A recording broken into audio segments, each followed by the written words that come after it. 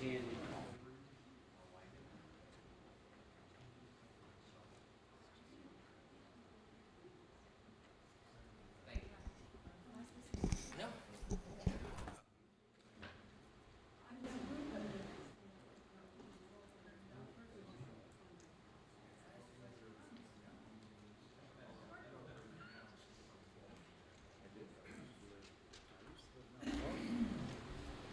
Good afternoon, ladies and gentlemen, and welcome to Oldham County Fiscal Court. I'm Judge Executive David Vogel. Happy to have you here today on the 21st day of August. I'd ask everybody who's able to please stand for the Pledge of Allegiance.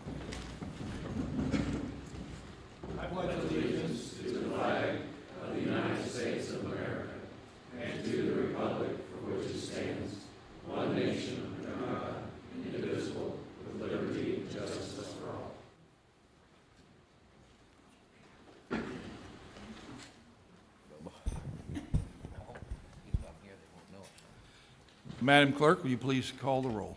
Magistrate Likens. Here. Magistrate Tice. Here. Magistrate Leslie. Here. Magistrate Greenwell. Here. Magistrate Hounds. Here. Magistrate Eldridge. Here. Magistrate Dye. Here. Magistrate Logsdon. Here. Judge Vogel. Here. Having all members of the Fiscal Court present, this meeting is now in session. Is there a motion to accept the agenda? So moved. Second. Any additions? I have one under personnel appointments. Let's make it number I, and that would be for an appointment to the Tourism Commission. All right. All in favor, please say aye. Aye. Aye. Opposed? So moved. Time now to read our minutes from the last meeting. That was August 7th, and I'll ask Sheila to go ahead and read that. August 7th, 2018. The Oldham County Fiscal Court convened at a regular meeting at 2 p.m. with Judge Executive David Vogel, County Attorney John Carter, and the following magistrates in attendance: Brent Likens, Wayne Tice, Bob Leslie, Steve Greenwell, Chris Hounds, Kevin Eldridge, Bob Dye, and Michael Logsdon. Motion made by Magistrate Leslie and seconded by Magistrate Greenwell to approve the agenda, adding Orkin Pest Control Contract Agreement and removing Kentucky Wired Agreement. Motion carried unanimously. Motion made by Magistrate Hounds and seconded by Magistrate Leslie to approve the meeting minutes of July 17th. Motion carried unanimously.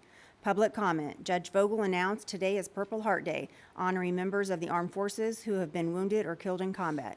Recycling Coordinator Becky Zocklin announced the center has new collection bins and now offers free shredding services by appointment. The annual shredding event is September 15th at the Oldham County Fairgrounds, 9 to noon. Mike Coatney Goshen shared his appreciation for the Engineering Department and Stormwater Board for addressing drainage issues in Goshen area, specifically thanked Scott Harris, Will Douglas, and Judge Vogel. Ralph Matheson, Goshen Hills HOA President, stated he shared Mr. Coatney's sentiments. He attends many Stormwater Board meetings and is very pleased with the board's and the staff's efforts and all they've been able to accomplish so far. Anti-littering PSA contest. Solid Waste and Recycling Coordinator Becky Zocklin and Todd Prayer of Republic Services presented two Oldham County nonprofit organizations with recognition awards for their public service message video entries to discourage roadside littering: Church of Jesus Christ of Latter-day Saints, Youth, and Engineers of Tomorrow. LaGrange Fire Protection District. LaGrange Fire Chief Jim Sitzler and Board Attorney J.D. Tice presented information relating to its ad valorem tax rate and fiscal year 19 budget and responded to questions from the court. North Oldham Fire Protection District. North Oldham Fire Board Chairman Randy Shear presented information relating to its ad valorem tax rate and fiscal year 19 budget and responded to questions from the court. Pee Wee Valley Fire Protection District. Pee Wee Valley Fire Chief Bob Hamilton and Board Chairman Joe Burkhart presented information relating to its ad valorem tax rate and fiscal year 19 budget and responded to questions from the court. The Library Taxing District. Interim Library Director Mary Mills-Kerzak and Board Treasurer David Hutchinson presented information relating to its ad valorem tax rate and fiscal year 19 budget and responded to questions from the court. Extension District Budget and Tax Rate. Extension District Board Chairman Ken Hepperman presented information relating to its ad valorem tax rate and fiscal year 19 budget and responded to questions from the court. Bid openings for the fall paving projects. The following sealed bids for the referenced fall road resurfacing projects were open and read aloud for the record. Group 1, Cedar Point, Flynn Brothers, $334,607.70. Hall Contracting, $316,753.07. Louisville Paving, $264,495.66. Matt Construction, $366,029.13. Riverside Paving, $348,923.69. Wingham Paving, $289,753.56. Group 2, North Camden. Flynn Brothers, $320,371.37. Hall Contracting, $272,819.02. Louisville Paving, $252,174.92. Matt Construction is $286,265.85. Riverside Paving is $270,945.27. Wingham Paving, $253,776.06. Group 3, Bennett. Flynn Brothers, $261,528.41. Hall Contracting, $234,494.63. Louisville Paving, $229,184.42. Matt Construction, $268,045. Riverside Paving, $236,212.54. Wingham Paving, $226,001.06. County Administration Payables. Motion made by Magistrate Leslie and seconded by Magistrate Hounds to approve the payables. Motion carried 8-1. Magistrate Greenwell voted no. County Tax Rate. Motion made by Magistrate Logsdon and seconded by Magistrate Dye to authorize the Judge Executive to sign Resolution Number 01080718, adopting the compensating tax rate for 2018 of 8.7 cents per $100 assessed property value. Motion carried unanimously. Contract Agreements and Resolution. Prisoner Housing Agreement with Floyd County. Motion made by Magistrate Dye, seconded by Magistrate Hounds, to authorize the Judge Executive to sign the Detention Center Contract Agreement with Floyd County, Indiana, relating to prisoner housing for Floyd County inmates. Motion carried unanimously. Sewer Easement Agreement, Briar Hills. Motion made by Magistrate Dye and seconded by Magistrate Eldridge to authorize the Judge Executive to sign the Sanitary Sewer and Drainage Easement Agreement with Oldham County Environmental Authority relating to property at 7400 East Orchard Grass Boulevard. Motion carried unanimously. County Road Aid Cooperative Program Fiscal Year 19 Agreement. Motion made by Magistrate Greenwell, seconded by Magistrate Likens, to authorize the Judge Executive to sign the County Road Aid Cooperative Program Agreement with KYTC for the fiscal year 2018-19. Motion carried unanimously. DLZ Contract Modification for the Allen Lane Widening Project. Motion made by Magistrate Likens, seconded by Magistrate Hounds, to authorize the Judge Executive to sign the contract modification with DLZ for the Allen Lane Widening and Underpass Project. Motion carried unanimously. School Security Officer Agreement. Motion made by Magistrate Likens, seconded by Magistrate Logsdon, to authorize the Judge Executive and the Police Chief to sign the School Security Officer Agreement with the Oldham County School Board. Motion carried unanimously. Orkin Pest Control Service Agreement. Motion made by Magistrate Likens, seconded by Magistrate Eldridge, to authorize the Judge Executive to sign the service agreement with Orkin Pest Control for the Animal Control Building. Motion carried unanimously. Committee reports and recommendations. Human Resource Committee School Security Officer Job Description. Motion made by Magistrate Logsdon and seconded by Magistrate Leslie to approve the job description for the School Security Officer. Motion carried unanimously. Road Committee Performance Bond Release. Motion made by Magistrate Greenwell, seconded by Magistrate Eldridge, upon the recommendation of the county engineer to release the $11,700 performance bond for C&W Park in LaGrange. Motion carried unanimously. Bid awards for the fall paving projects. Motion made by Magistrate Greenwell, seconded by Magistrate Eldridge, upon the recommendation of the county engineer to award the fall road projects as follows. Group 1 to Louisville Paving for $264,495.66. Group 2 to Louisville Paving for $252,174.92, and Group 3 to Wingham Paving for $226,001.06. Discussion followed. Magistrates Greenwell and Eldridge rescinded their motions. Discussion followed.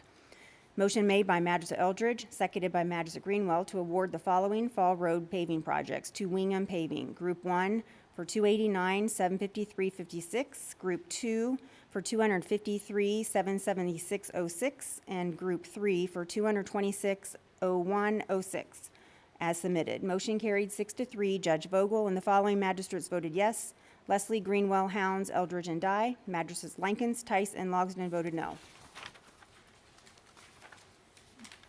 Utilities Committee interlocal agreement between Oldham County Fiscal Court, Crestwood, and MSD. Motion made by Magistrate Eldridge, seconded by Magistrate Greenwell, to authorize the Judge Executive to sign the interlocal agreement between Fiscal Court, Crestwood, and MSD relating to the acquisition of the City of Crestwood sewer and wastewater collection system and facilities. Motion carried 8-1. Magistrate Tice voted no.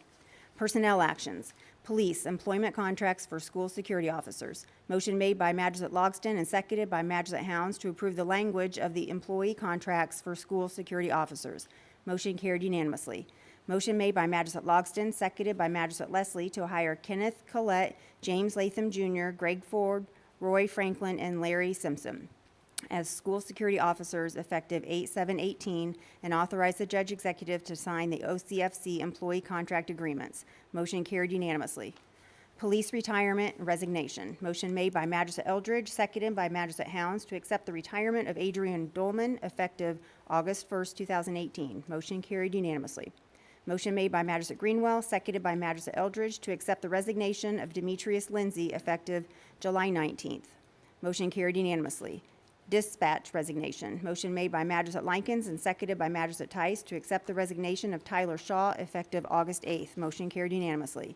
Parks and Recreation. Motion made by Magistrate Likens, seconded by Magistrate Eldridge to hire Peyton Y., John Sabak, and Lillian Norder as building monitors at $7.40 an hour effective August 8th, and hire Kimberly Jasinski as lifeguard at $8.59 an hour effective May 21st. Motion carried unanimously. Public comment, none. Executive session. Motion made by Magistrate Hounds and seconded by Magistrate Eldridge to enter into executive session pursuant to KRS 61.810F personnel for discussion which might lead to the appointment of an employee. Motion carried unanimously. Motion made by Magistrate Eldridge, seconded by Magistrate Leslie to end the closed session and reconvene the regular meeting. Motion carried unanimously. Announcements. Magistrate Logsdon attended the Pee Wee Valley Summer Picnic. School starts next week. Watch for the school zones. Magistrate Eldridge commended firefighters and first responders for their speedy and professional response to a recent 911 call he made. Magistrate Hounds thanked the 70 litter abatement groups for litter pickup along county roadways. He reported Ash Avenue will be closed for another month, maybe longer, as culvert work continues. He asked drivers to be patient. Magistrate Greenwell attended the Oldham County Fair. He commended fair management on great attendance and successful event. School starts August 15th. Watch for the school buses and children. Magistrate Lincoln stated he appreciates and respects the differences of opinions amongst the court. The culvert work at Settlers Point will not be completed by the time school starts. Judge Vogel stated the Oldham County Recycling Center has new collection bins and now offers free shredding services by appointment Tuesday through Friday. The annual shredding event is September 15th at the Oldham County Fairgrounds, 9 to noon. Motion made by Magistrate Leslie, seconded by Magistrate Greenwell, to allow LaGrange Main Street Program use of the courthouse lawn October 6th from 5:30 to 10 for their haunted stories and December 1st for their annual Light Up LaGrange. Motion carried 8-0-1. Magistrate Eldridge abstained. Motion made by Magistrate Hounds, seconded by Magistrate Logsdon to adjourn the meeting. Motion carried unanimously. The meeting adjourned at 5:45 p.m. You've heard the reading of our minutes from August 7th. Is there a motion to accept? So moved. Are there any corrections? Hearing none, all in favor, please say aye. Aye. Anyone opposed? Motion carries. It's time now for public comment. That's the time during our meeting when anyone from the community who would like to address the fiscal court about a community issue or concern is able to do so. You'd have up to 4 minutes to speak, and ask you when you come forward to please state your name and address. Hi, I'm Missy Camp. I live at 8888 Highway 329. We're just across the street from Fox Hollow Farm. I would love to talk to you all about Brownsboro Alliance. We are a 501c3. Our website is www.brownsboroalliance.org. We have a fundraiser this Saturday night. It's at our house, 8888 Highway 329. It is a silent auction dinner, cocktail dinner, to raise money for our trails. What we mainly do is we have about 15 miles of trails on private lands that are not exclusive. So you can be a member of the trail, anyone can be a member of the Trail Association. We started out, I don't know, I think it's about 5 years ago. We had 3 landowners. Fox Hollow is where we have our private trailhead. And then it comes over to our farm and goes back behind the Sleepy Hollow Golf Course onto the Bonnie's farm. About a year later, we added the University of Louisville Bird Sanctuary. So if you ever want to see that beautiful piece of property, you can hike there on our trail. It's for people and horses, no bikes, sorry. We then have added another farm. Our state senator, Ernie Harris, has licensed part of his farm to us, and it's wonderful. We are working on 2 other licenses right now, and that would be things that would take us towards St. Francis and Goshen. They have offered us a trailhead, so we are attempting to get basically from the bird sanctuary, which is almost 71, all the way to 42. We have various things that we do for the public, like we have wildflower walk in the spring. We do a tree identification walk for people that want to learn how to identify trees, especially in the winter when there's no leaves. That makes it a little harder. We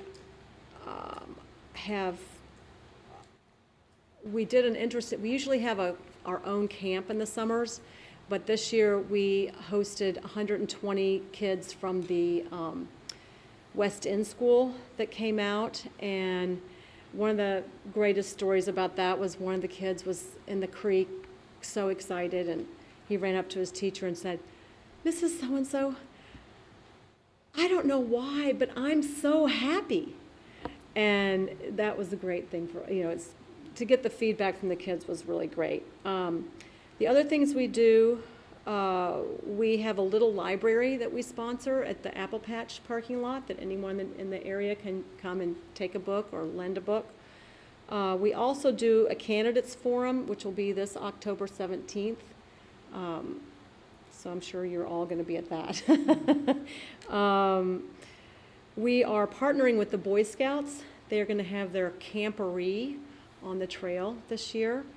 And anyway, I just would like to invite you and anyone who's watching to come to the fundraiser on this Saturday, the 25th.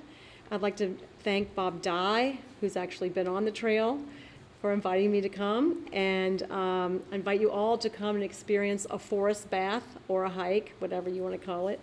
And if you can always go to our website, www.brownsboroalliance.org, and see what other activities we have.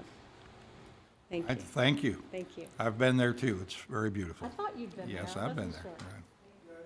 Yes, sir. I asked Ms. Camp to come today because I do have a fundraiser this Saturday, and I wanted to bring up you and I and Magistrate Eldridge went out on the trail, and I'll tell you what, it can be challenging as we got down to the bottom. Now, let's all be truthful here. We got down to the bottom of the ravine there, and we said, well, we can go back up that hill, or we can go overland back to the house. Because I mean, it was it's something you really ought to look into, and it's right literally in Brownsboro. I mean, you don't have to go too far to hike 15 miles if that's what you want to, or get your horse and do that too. So, but I appreciate you coming, Miss. Well, thank you, and you just spurred my memory. An exciting project. One of the reasons for the fundraiser, we have this amazing consultant who's from North Carolina who has looked at the whole trail and given us his letter of what all we need to do, and we're trying to raise money, and the Boy Scouts I think are going to help us, but we're going to make a bridge across to the U of L Bird Sanctuary, so that then I think it's going to be an amazing asset for trail runners. We already have some trail runners, but they have to go across the creek and they get wet feet, so we're working on that, but would love to have you all if you're available. Thank you for coming. Is there anyone else who would like to address the fiscal court here?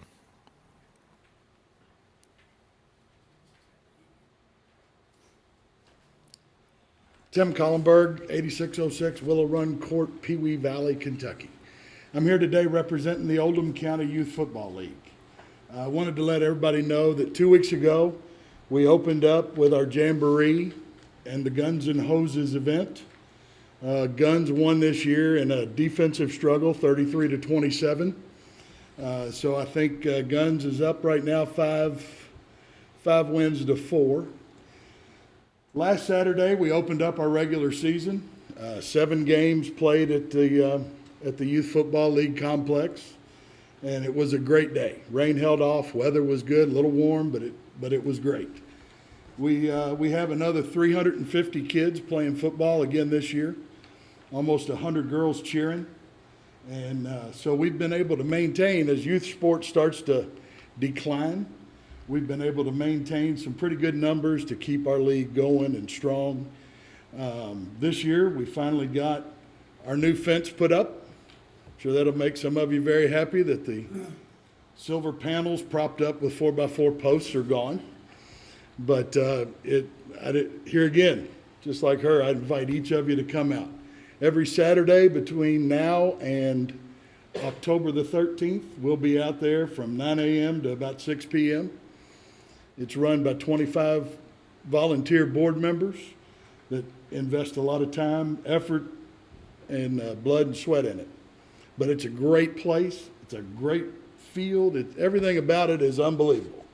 And I know you guys all know that. But again, I invite you out sometime this season to take a look, see what we're doing, see how it's going, and just be a part of it. So thank you all very much. Yes, sir. Where is it and how to?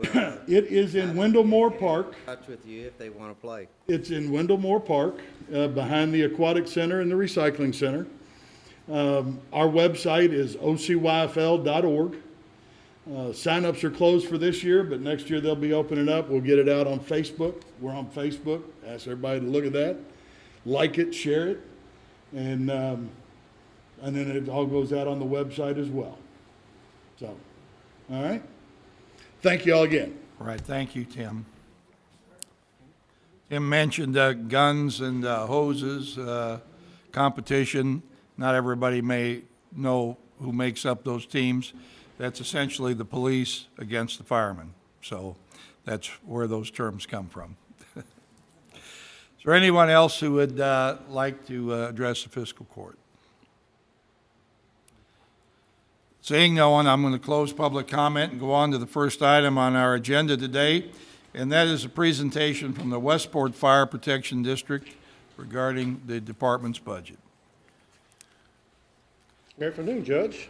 Ladies and Welcome, gentlemen of the former court. Chief Dave Pendleton, or are you? Assistant Chief David Assistant Pendleton, Chief, right. Westport Fire Department, been there 18 years now. So on your packet, we have a little bit of description of what's going on in Westport with our finances and our tax rates. Full volunteer fire department with 14 members, and 6 of us are EMTs that are first responders with the EMS contract that we have with them. Currently, ISO rating is a 4/10X. That's a typo there. I put 10D, but it's a 10X. Somebody explained it last time. Basically, it's with any houses that are within 5 miles of the firehouse or 1,000 feet from a hydrant. That's where we get our 4 from, and then those who are outside those lines is the 10X. We have LaGrange on automatic dispatch with all of our addresses in our district.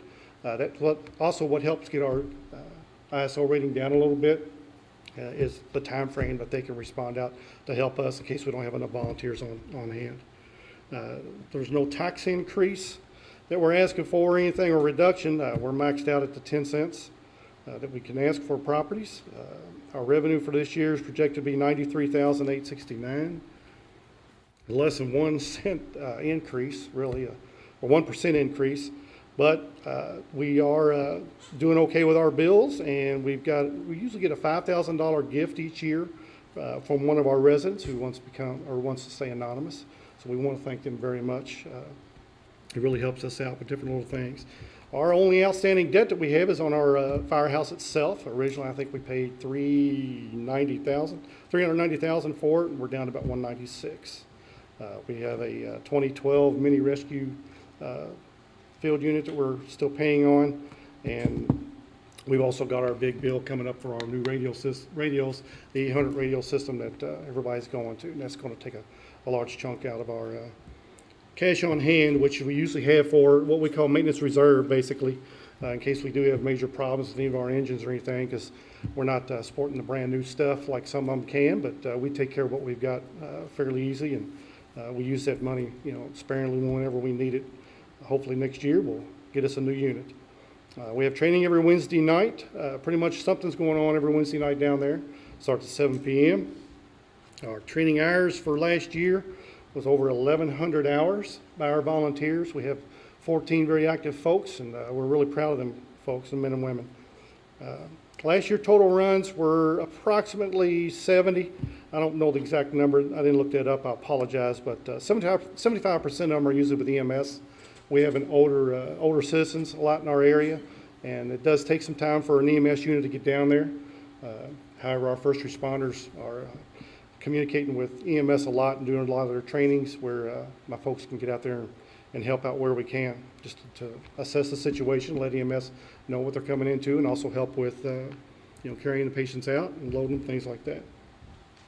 Our oldest apparatus is a 1985 Ford tanker. We'd like to thank Pee Wee Valley for offering that up to us as a great price, and it's really done us well.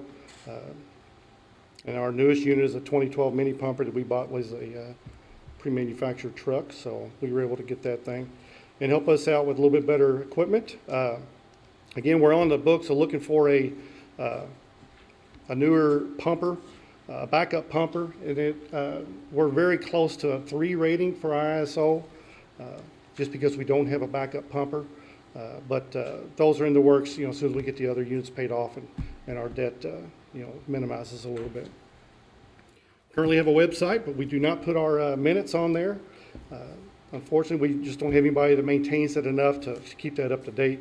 Lastly, I'd like to thank Fiscal Court and Parks Department for letting us have the building at the Schomback Park at Westport to help our revenue for our firefighters fund. That money comes in handy when our guys are needing shirts, or we buy them dinner every once in a while, things like that, because none of my folks take a reimbursement. They do the trainings each year, plus make fire runs, and they don't expect anything back, a stipend or reimbursement, however some of the departments call it, that you might recognize. But I'd like to thank you all for letting us use that building to boost our revenue each year. It's the old U of L building at Westport Park. We've got a Coke machine out there, and we try to open every weekend and helping the boulders out and things like that. And it also helps us be right there ready to respond on something if something comes in also. And I'd like to also thank Sheila. She's always helping us out with keeping us up to date with our things that go in and out, because she knows that we're lack on full-time personnel, things like that. So thank you very much. And that pretty much concludes that. Any questions? Anybody have any questions for Dave here?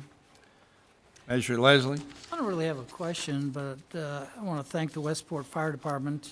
Since I came on court and where you are now, you've really come a long, long way. And so congratulations and thank you. Thank you very much. I noticed on your financial report here, you took a big step up on uniforms. Did you get re-uniformed this year or something? Yes, sir. We currently don't have uniforms for everyone, but we've been able to budget the money in there to where we're going to have our guys take a little bit more pride in what they're doing. It's pride and ownership is what we try to call it, and buying them nicer uniforms. Again, it helps us with them not taking reimbursement. We can fund more money into certain things, and that's what we want to do is, try to make everybody uniformed with that. All right, well, thank you. Appreciate you being Thank you here all. today. The next item on the agenda is a presentation from the Chamber and Economic Development Group. David Bazanis is here. Welcome. Thank you.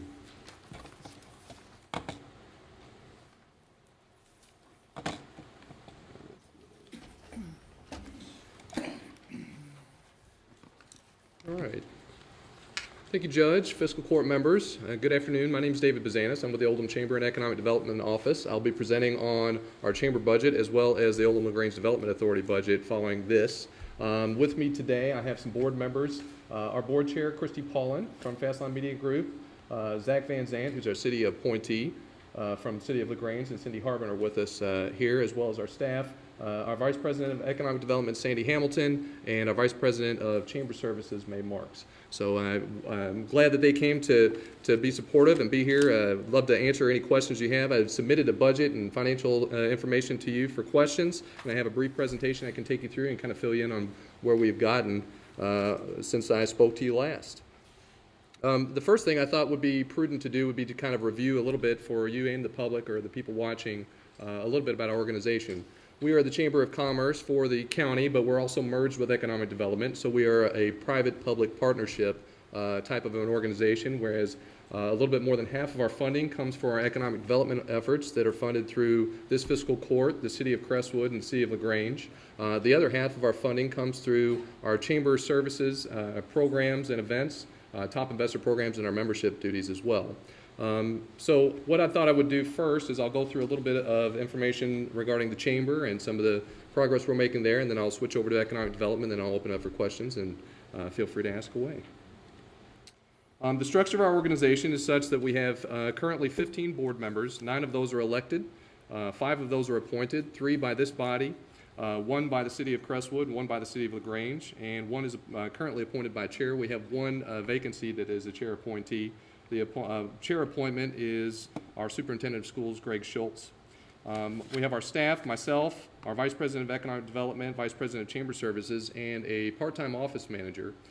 We've made a lot of staffing changes within the last year to try to build some consistency for our growth that we've had. And one of the changes that we've had also has been where we had an office manager coming in 2 days a week. We now have one that's available 5 days a week, and it's made a tremendous difference in every aspect of everything we do.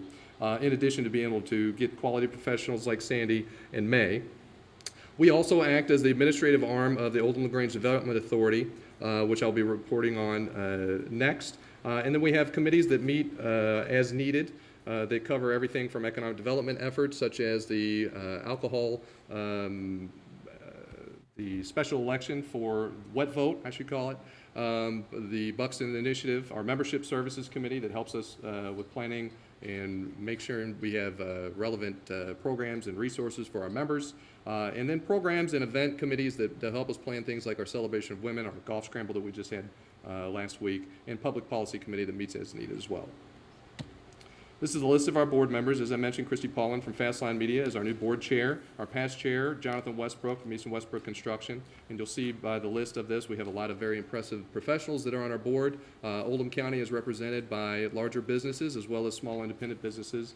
And all of that group speaks with a unified voice in our board meetings. In addition to being responsible for growing the business community in Oldham County, we also view our responsibility to help assist our other nonprofits and organizations that help do good things in this county. We work closely with the LaGrange Main Street Program, Oldham County Tourism, the Oldham County Educational Foundation, other business networking groups such as the Oldham County Networkers, the Oldham County B&I Group, our Rotaries, our new group, the Business Leaders of Oldham County, the Block Group, as well as our Oldham County Schools to help them connect with our business community, the Oldham County Health Department, Operation Parent, and many, many more. Our chamber I'm happy to report, a very healthy and growing chamber. We currently have 385 members. Last fiscal year, we hosted over 45 events. We have growing attendance for new programs like our EDGE workshops, which are free workshops that are open to the business community, are free for members. There's a small fee if you're not a member. Our power hours that are free luncheons that meet once a month as well. And we have recently had new record turnouts for our golf scramble, Leadership Oldham County class, which now runs a waiting list, our Oldham County of the Year, and our Celebration of Women events. We currently have a new chamber website that's under construction. We've created new marketing materials with the help of Mae Marks, and we have created this new staff position, which is Vice President of Chamber Services. One of the changes that we've had as we've grown as an organization, and our responsibilities in economic development have grown from changing over into my leadership from my predecessor, is making sure that we have somebody who's equipped and capable to be a good ambassador for our chamber services. Much of my staff time is devoted towards economic development, and for that reason, we have had to really reassess how we staff our chamber piece. In the past, we've had some very, very capable professionals, young professionals, oftentimes fresh out of school, who do wonderful things, and then after about a year, they end up finding other greener pastures. And it's one of those areas where we need to really build some consistency. So in working with our board, we were able to kind of reorganize our priorities and try to bring in a top-notch professional. Mae Marks was with us for a while and did a brief stint at GLI, but we didn't hold it against her. We invited her to come back, and she has been sitting solid in that seat, and we're already excited about all the progress she's been making for us. I'll switch to economic development now.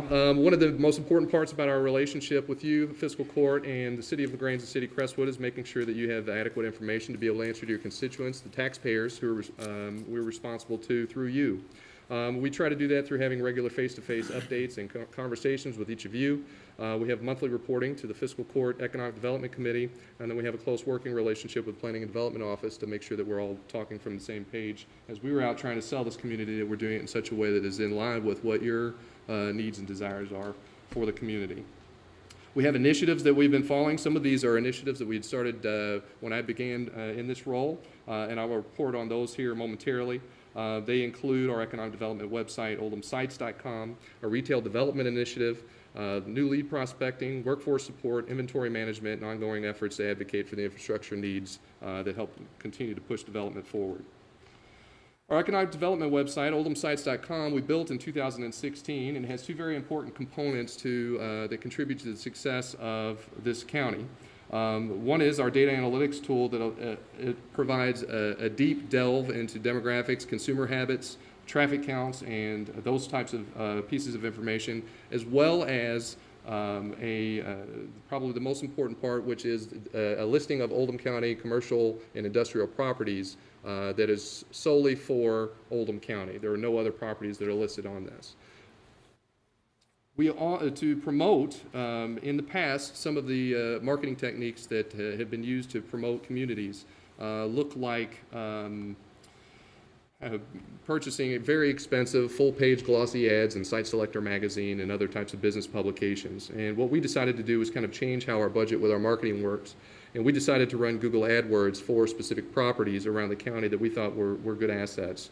If you're not familiar with Google AdWords, they're ads that run when people are searching for a Google search. So if someone's searching for industrial space, Kentucky, commercial real estate, Oldham County, commercial real estate, Louisville, and there's literally hundreds of those keywords that we try to appear for. Once someone types that in, our ad appears, and then if they click on it, we have to pay for that click, but we can monitor what their behavior is. So if they go to the website, what they do on the website, obviously if they contact us. And I have reported on this last year, in August of last year, and since that time we have had over 5,700 qualified visitors who've clicked on those ads. So we're very excited about that progress. We think that can make a big impact and is certainly contributing to a lot of the success we're having right now as a county. We also have an email marketing effort that we have a growing database of hundreds of site selectors and brokers around the U.S. And we're making all of this reach to all of these people for a fraction of the cost we used to spend. In 2016, one of the experiences we had as an office was as we spoke with employers, the importance, not just employers that we were trying to court to Oldham County, but also employers that we have in this county, placing a premium on amenities and the experience for their workforce. And as we found is one of the difficulties of having low unemployment is that it's a very competitive environment and to hold on to employees. So things like walking trails, things like restaurants and places to eat pizza and get a beer after work are very important to a lot of these people that we talk to. So we traditionally, because restaurants do not necessarily provide high-paying jobs and don't grow the tax base in the way that, say, a factory or a Class A office product would, we had made an effort to include that in what we do. When we leave the office, oftentimes people don't ask us when the next Rawlings group's coming. They ask us when Chick-fil-A's coming or when are we going to get a steakhouse. And fortunately, we just did the groundbreaking on the new steakhouse. It will happen in LaGrange. That's an effort that was led by Sandy Hamilton and her 30 years of experience bringing it to this community. So we're excited about that. And every one of those projects makes it a little bit easier for the next project to land. And it certainly makes it a lot more possible for larger employers to consider our community. We also have, let's see, I'll fast-forwarded on that. So in addition to that effort in 2016, we did two things. One was that we had an opportunity to hire Sandy Hamilton to join our team. Sandy is the daughter of Bruce Hamilton, former Commonwealth attorney for Oldham County, and she was born and raised here. She spent the last 30 years in commercial real estate and retail development at a very, very high level. She worked on the Trader Joe's deal in Louisville. She worked on leasing out Oxmoor Mall and the Springhurst Shopping Center, and she has a very wide-reaching network that she is excellent at. And in addition to bringing her on staff, we partnered with you, with the City of Crestwood and the City of LaGrange, for an effort through the Buxton Company out of Texas to try to relate and grow more retail and restaurant projects to the area. The Buxton tool also gives us very powerful data tools that can help us work with our local employers, whereas we can reach out to a local employer, ask them about some of the needs or things that they may want to know about their market, and offer that as a service to them to help them grow their business, manage their inventory, hire employees. The partnership, by the way, is a 3-year commitment. We are now entering year 2. The way we have divided up this responsibility and the help that you guys have given us with, we've received $10,000 from this fiscal court, $10,000 from the City of Crestwood, $10,000 from the City of LaGrange, and then the Chamber has taken the remaining $20,000 per year and invested in that. After our first year of Buxton, we went back to the table with them, and we decided we wanted to negotiate for some different service through them, and we were successful in negotiating that contract down to $25,000 per year, in which case we had notified you that we would not need that $10,000, and we'd only requested $5,000 to support that effort. We're happy with the effort. There's a lot more that can be done with it, and we're just now getting to hit our stride with that. It's a long-term process, and I can certainly answer some questions if you have those. Lead prospecting. In addition to what we're doing with our multimedia marketing, we're also on the hunt for more jobs. So we have scheduled quarterly trips to other markets, including Cincinnati, Indianapolis, Nashville, and St. Louis.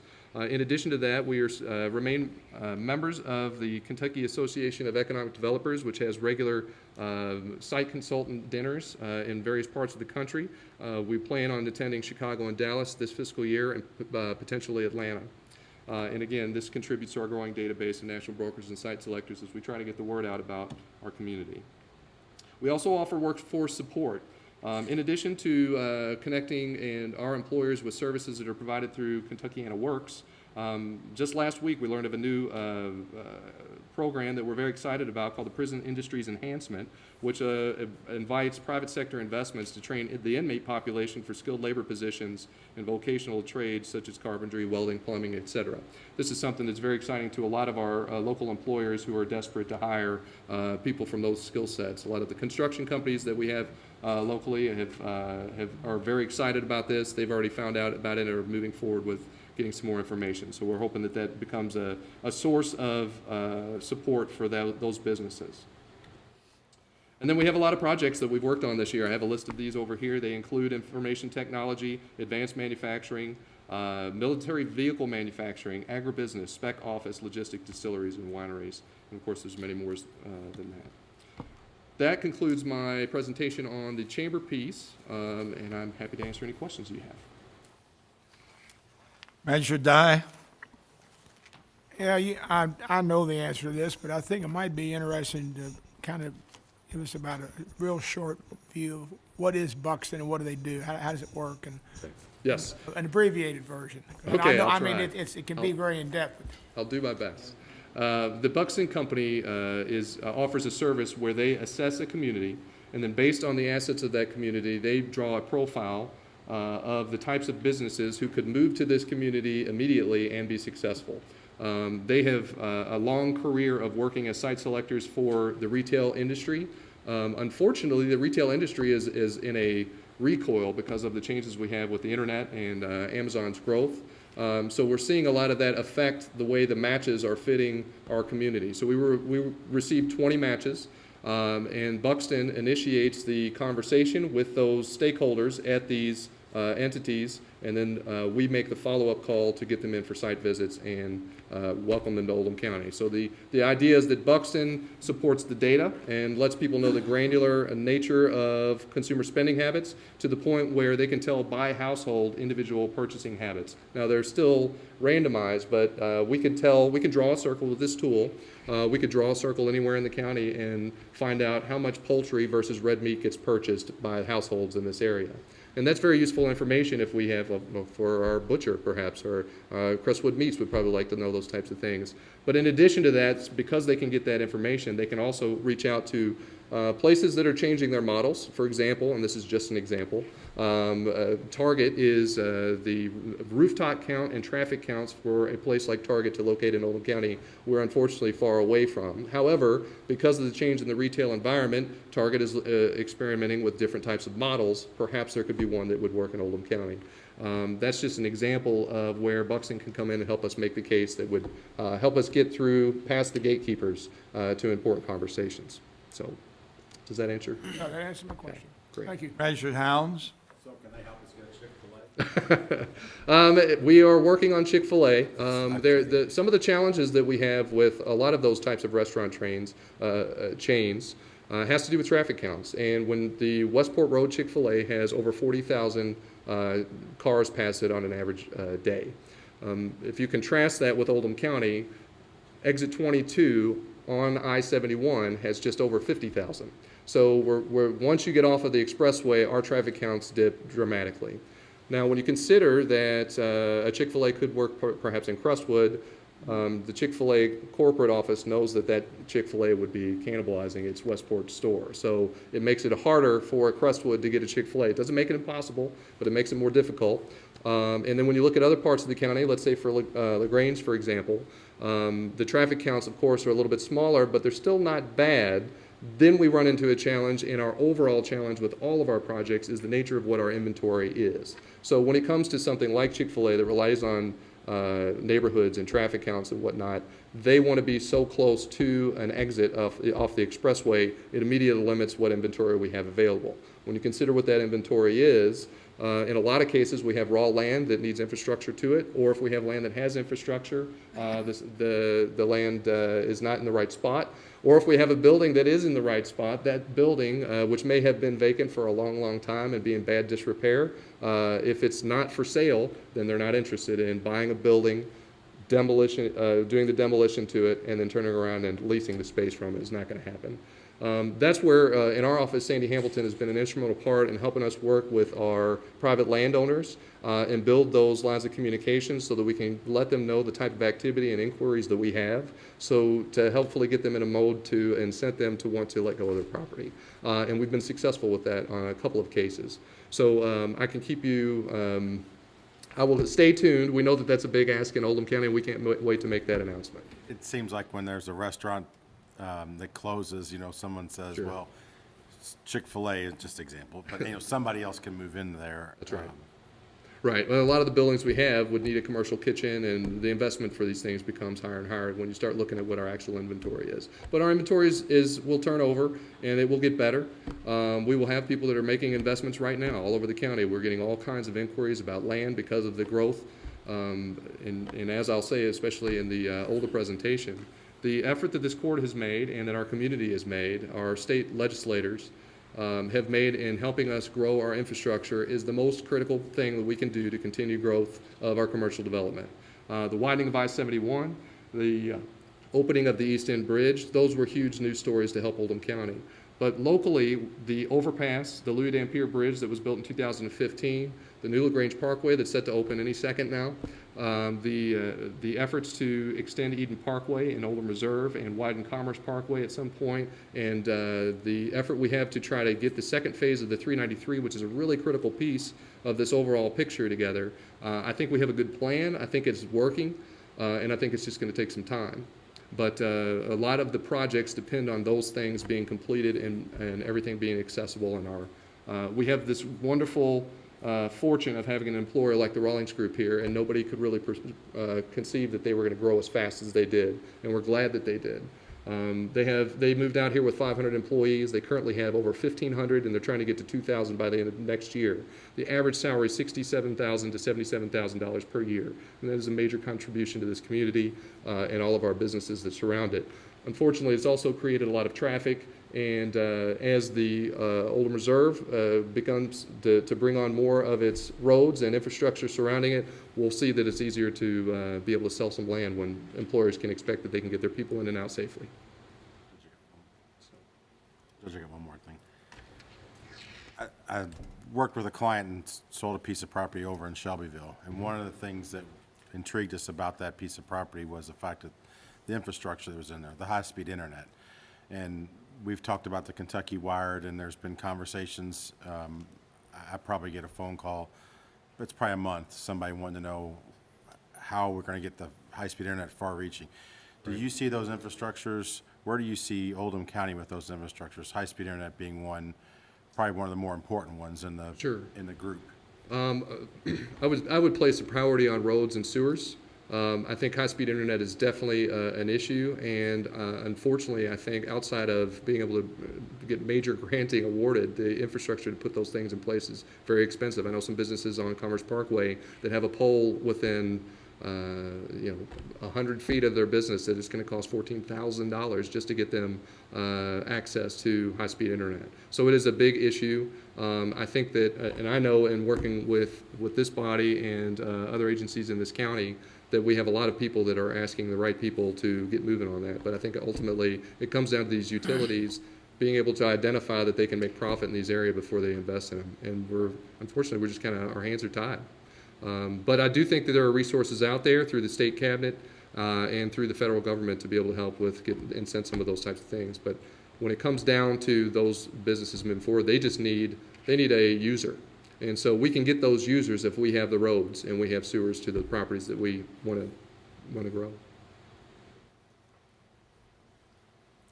All right, David, thank you. I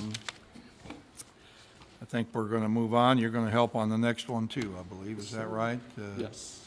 With the Oldham LaGrange Development Authority budget presentation. Yes. And, Jim Tutt, are you in on this at all, or is that David as well?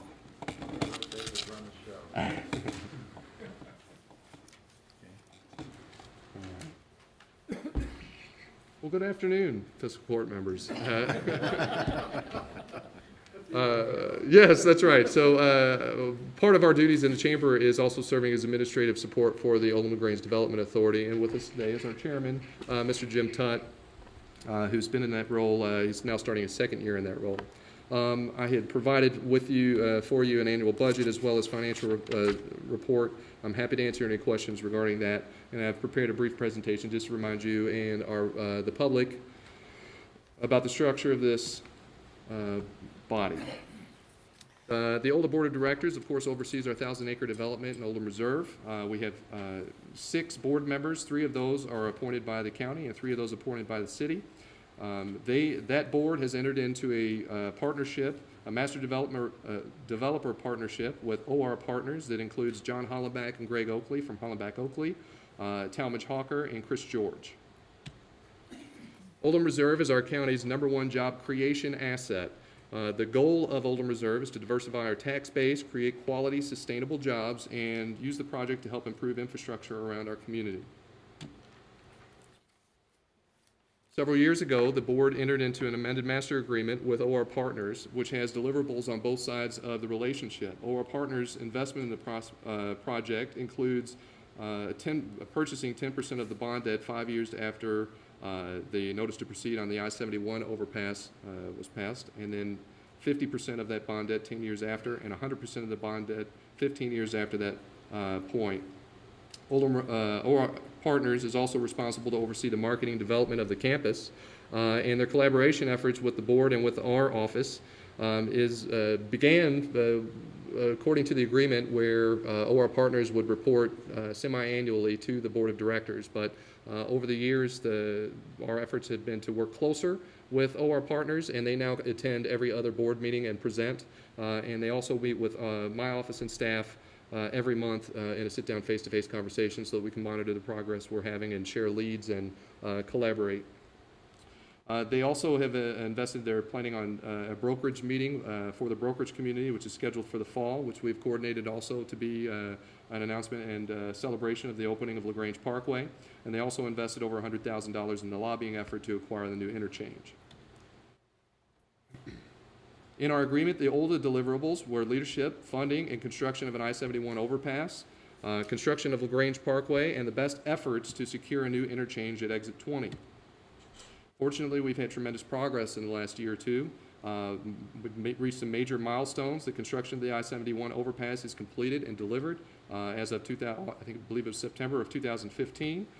Construction of LaGrange Parkway appears to be completed, and we hope to have that open any day.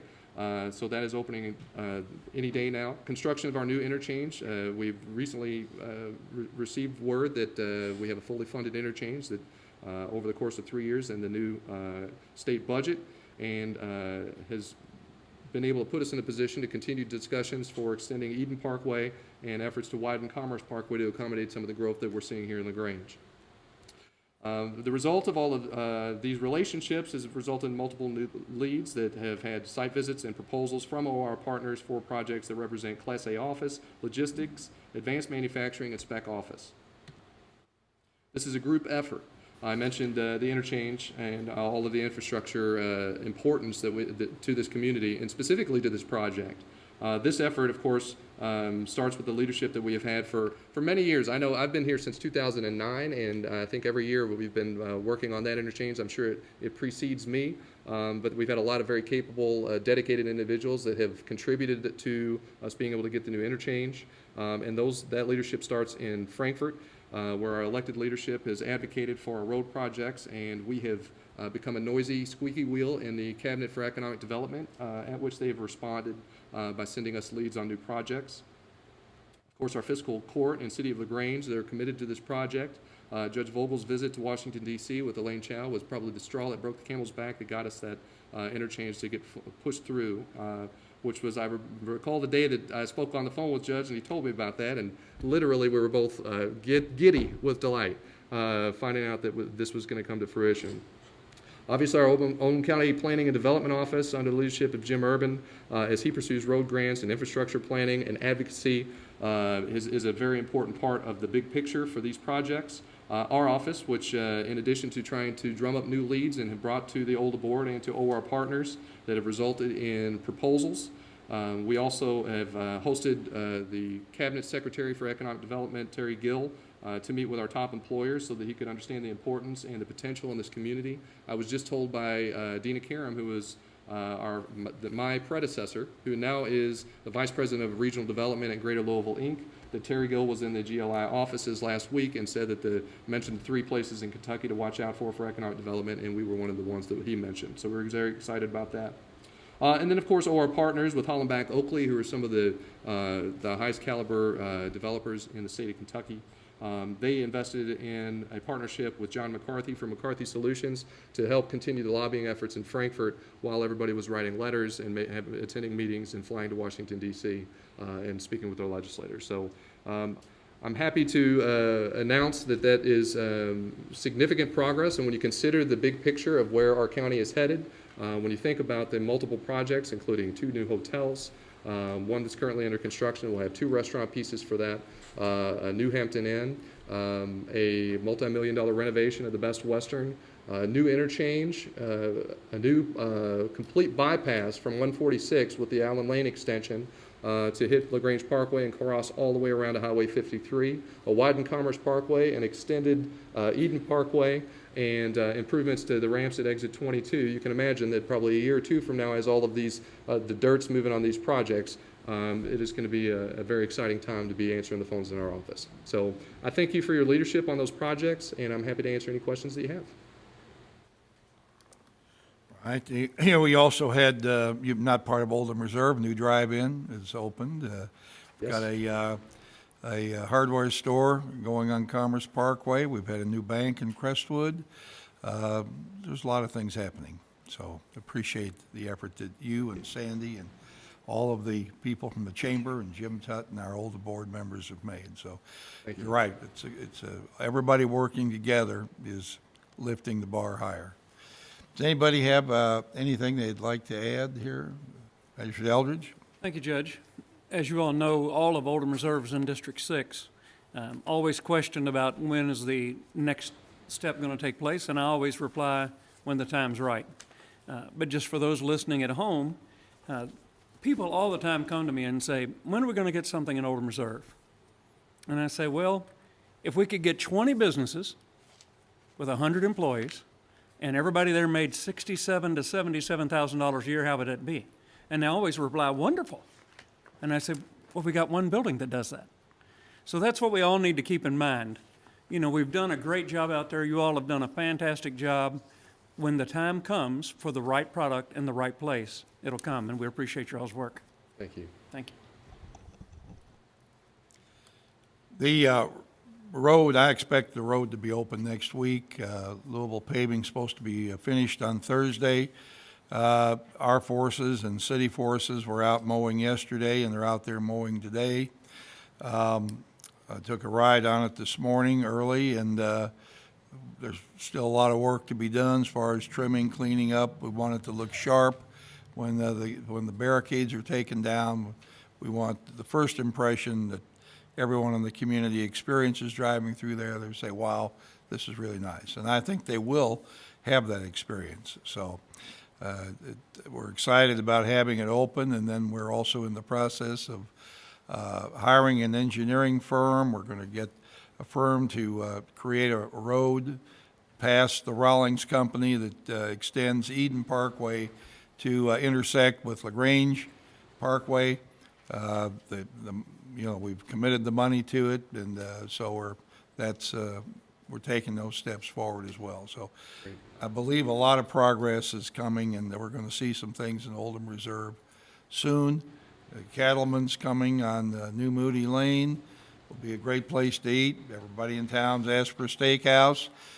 Sandy worked hard and got that. Thank you for bringing that over the finish line. We've been working on them for a few years, and it took your sales ability to seal the deal. And we're very thankful. So we'd like additional places. Everybody says, I want more places to go. Well, we're certainly trying to get them. And so that's going to be exciting when that comes. So does anybody else have any questions about the OLDA or where we're going on that, what we're doing?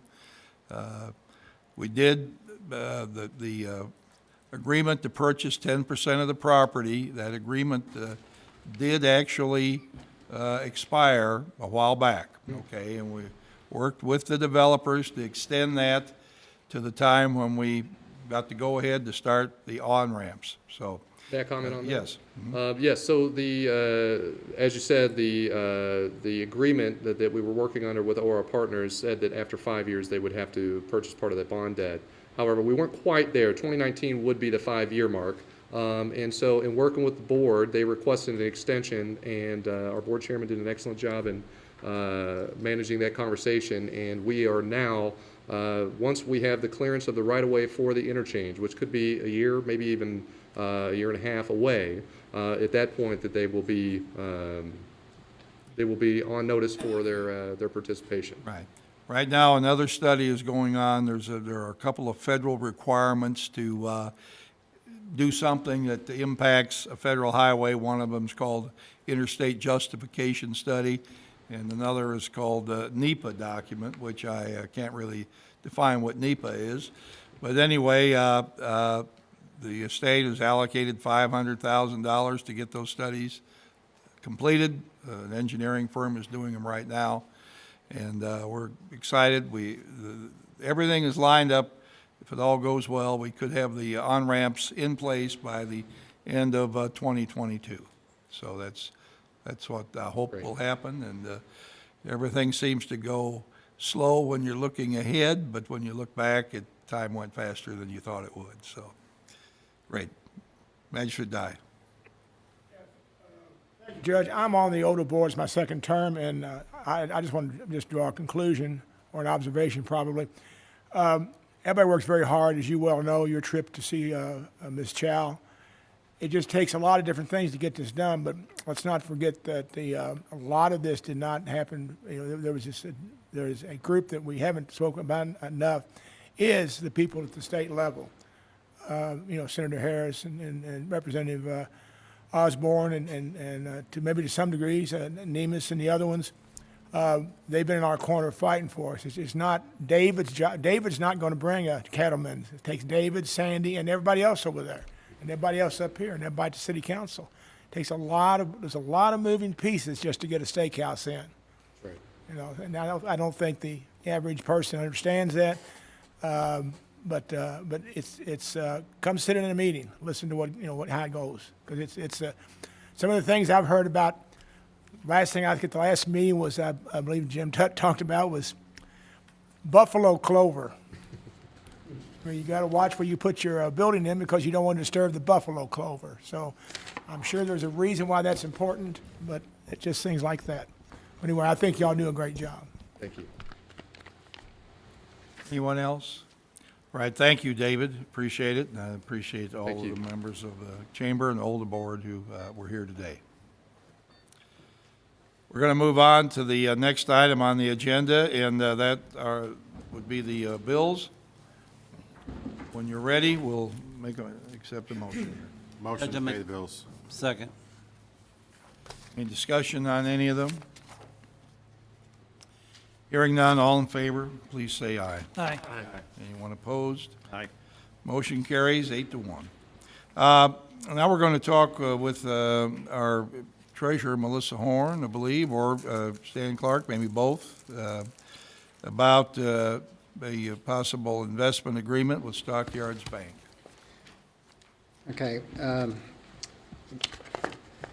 If you noticed, the last fiscal court meeting, the judge was focusing on all the different agencies maximizing their returns on investment of any excess funds we got. And what we have in front of us is basically an investment management agreement with Stockyards so that we can take advantage of higher rates that we can get by purchasing CDs and perhaps government agencies and stuff and working with them. So that's what the agreement is for. And obviously, we're confined a little bit by the fact that these are public funds and government agency. The agreement is a basic agreement just to get the process going and set up account. And basically, the very last Article 6 says additional investment restriction guidelines or comments.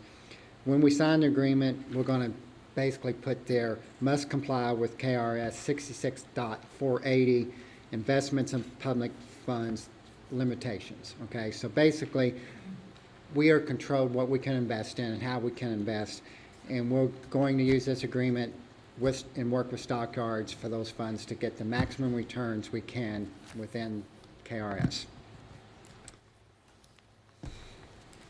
Is there a motion, Magistrate Tice? Yes, I'd like to make the motion that we give the judge authority to sign this proposal with Stockyards Bank. Second.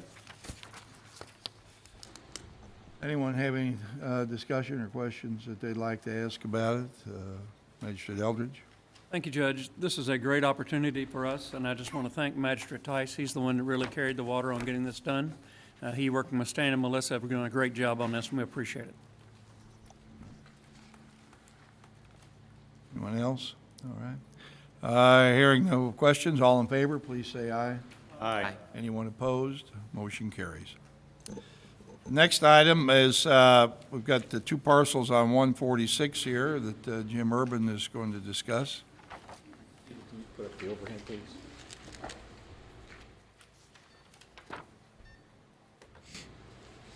Good afternoon, Judge, Magistrates. The Kentucky Transportation Cabinet has asked you all to consider transferring of two parcels for the Kentucky 393 widening and realignment project that goes underneath the railroad tracks and realigns the intersection with Kentucky 146.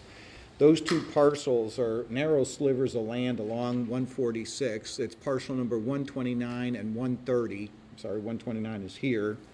I put in your packets a deed of conveyance for each one of those. I had Tate Combs review these. He does a lot of real estate transactions. John Carter reviewed the proposal after he did.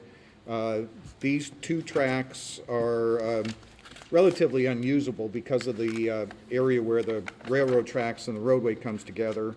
One parcel is 11,000, let's see here, 11,000 square feet, and the other one's about 3,900 square feet. This is the larger of the two. So 11,000 is about a quarter of an acre. And these parcels would be used, again, in the realignment of this intersection with where 146 and 393 come together. So what I'm asking is that you all consider donating these lands to the project and allow Judge Vogel to sign the deeds. Judge, I'd like to make a motion that we allow you to sign the transfer of 2 parcels to the Kentucky Transportation Cabinet, the construction of Kentucky 393. Second. This is property that belongs to us, but was actually donated to us, I believe, in about 2000 and, I forgot. 9? Okay. Helen Moorhead and Lee Clore owned this property. It was in their family for a long time. I approached them and asked them if they'd give it to us. It was next door to what used to be a Thornton's gas station a long time ago, and what actually sits on there now is our billboard. So I guess we're going to have to. Actually, it's the billboard. It's way over in the corner, and that's going to have to be moved anyway for the project, whether we own the land or donate it. So it'd be relocated. So my point being, we didn't pay anything to get this, and think it's a good move. We've been waiting for that project to go through for years, and so anyway, May should die. You point out what the billboard is, Jim. I Uh, don't have that piece of paper in the Well, pocket. here's, for orientation, here's the railroad tracks that goes across 146 to Torbit and Castleman, and it's approximately right about in here. This is really the edge of the page that I got.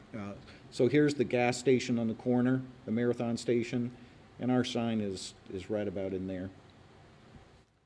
It's a little bit past it's a little bit east of where the railroad crossing was.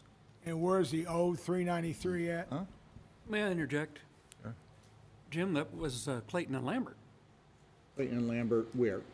That is the old railroad that goes to Yes. Clayton and Lambert, not Torbit and Castleman. I'm sorry, I did say Torbit and Okay. Castleman. I was thinking of down the road, there's one going to Torbit and Castleman. Clayton and Lambert. I'm starting to have lived here long enough to remember all the old companies, and I had that completely wrong. Thank you. Yeah. So it is just east of where the track used to cross.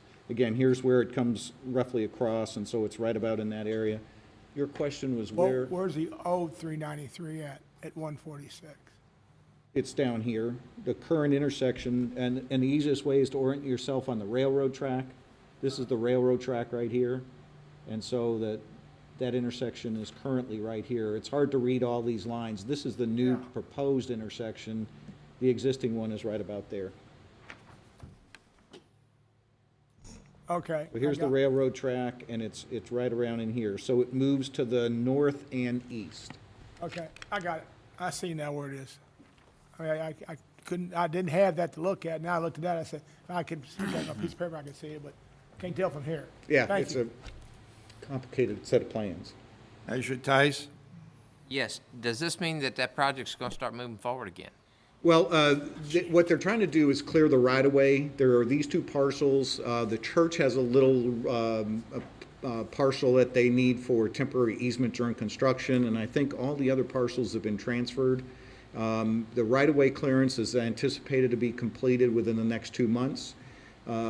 The construction plans are done. The next phase would be move utilities and then do construction. Unfortunately, in the state's budget, the 393 project does not have any funding. So we have to look and find $11.5 million to continue this project. When you say the church, you're talking about the Ashland Church that's right Yes. there? Got it, Yes. okay. Magistrate Eldridge and Magistrate Logston. Isn't there a monitoring well on one of these pieces? There had been, and back a couple months ago, maybe even 6 months ago, we actually signed a document that said that was clear. They I think, are done with the monitoring. And the monitoring well is actually somewhere on this property owned by Skylight Properties, which is the trust company, because it was flowing underneath the, there was one on the Thornton's property, and then it was flowing this way, and it, if you want me to, I can point out on the plans later That's no on. problem. I remembered signing the agreement, but hadn't seen them down there excavating to remove the monitoring well. But if they were on the other side of the railroad, I wouldn't have seen them. Yeah, Okay. the second one was on the other side of the track. Thank you. Because that's the downhill side of that property. Magistrate Logsdon. Jim, I have a question. Is this something like the chicken or the egg? Will the CSX, before we get our funding, will they move the rail tracks, or are they going to wait till we get funded before they move the rail tracks to go under the bridge? It's a good question. CSX isn't going to move the tracks. The first thing is the funding has to be in place. The project has to pay to do what's called, put in a diversion track. It's really hard to see on these plans. I'll see if I can zoom in just a little bit and show you what the diversion track means, because it's on, it starts right with this project. And let me just see here. I've got to find it on the plan. Here's the first track. It's right here. See, that line represents a diversion track. So here's the existing train track. What you do is you put in a diversion track. The train then gets shifted over onto that diversion track, and that's when they can start working, take out the existing track, excavate, build the bridge, put the track back on it, and then put the train back on the original track. So the project of the $11.5 million construction pays for that track. It's not CSX. The Transportation Cabinet has a rail division that's been working with CSX to approve the plans for the bridge, all of the abutments, all of the grading in and around the track, and even the construction plans. So they're about 80% done or 85% done. 85%, but no funding. No Funding was stopped. We had it going, and then it got taken away. Yeah, and Judge, I can explain what happened there briefly if you want me to. Okay.